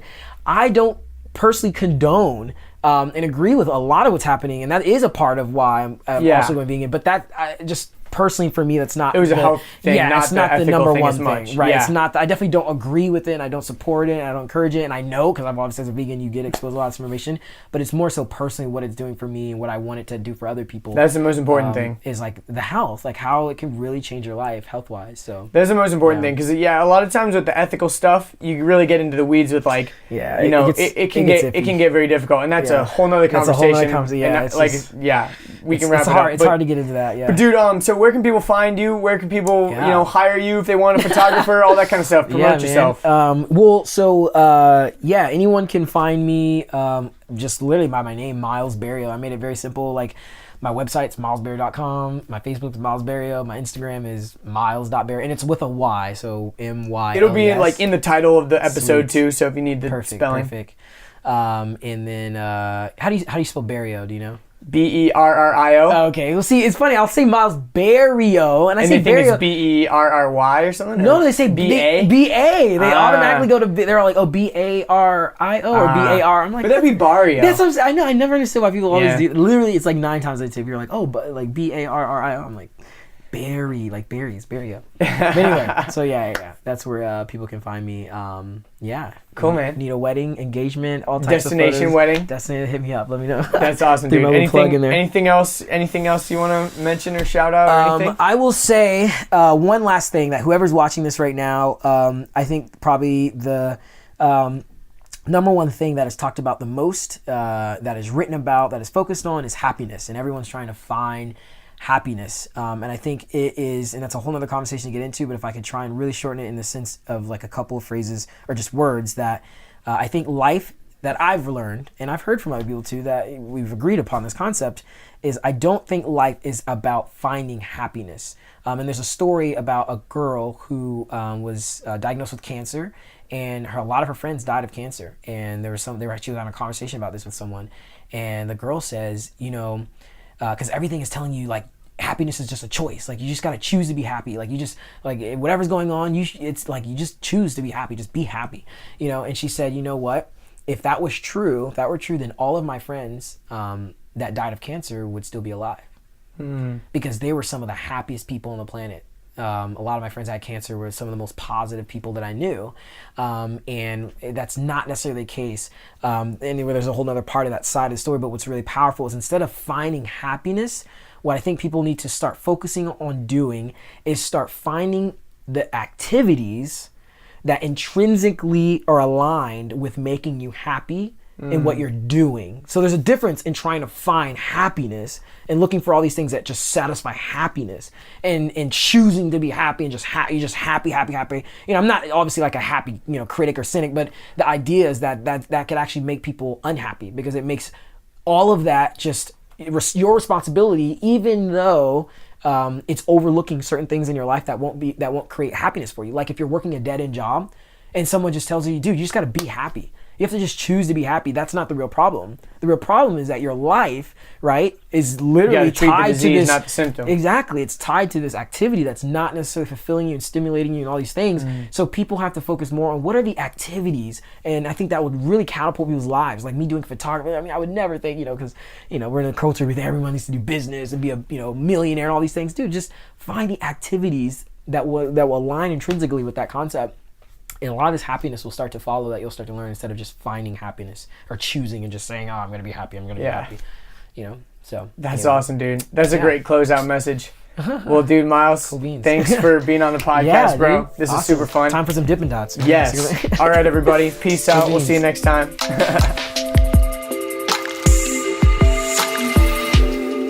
Thanks for listening, everybody. Hope you enjoyed that conversation as much as I did. If you want to follow Myles, you can find him on Instagram at myles.berrio. That's MYLES.BERRIO.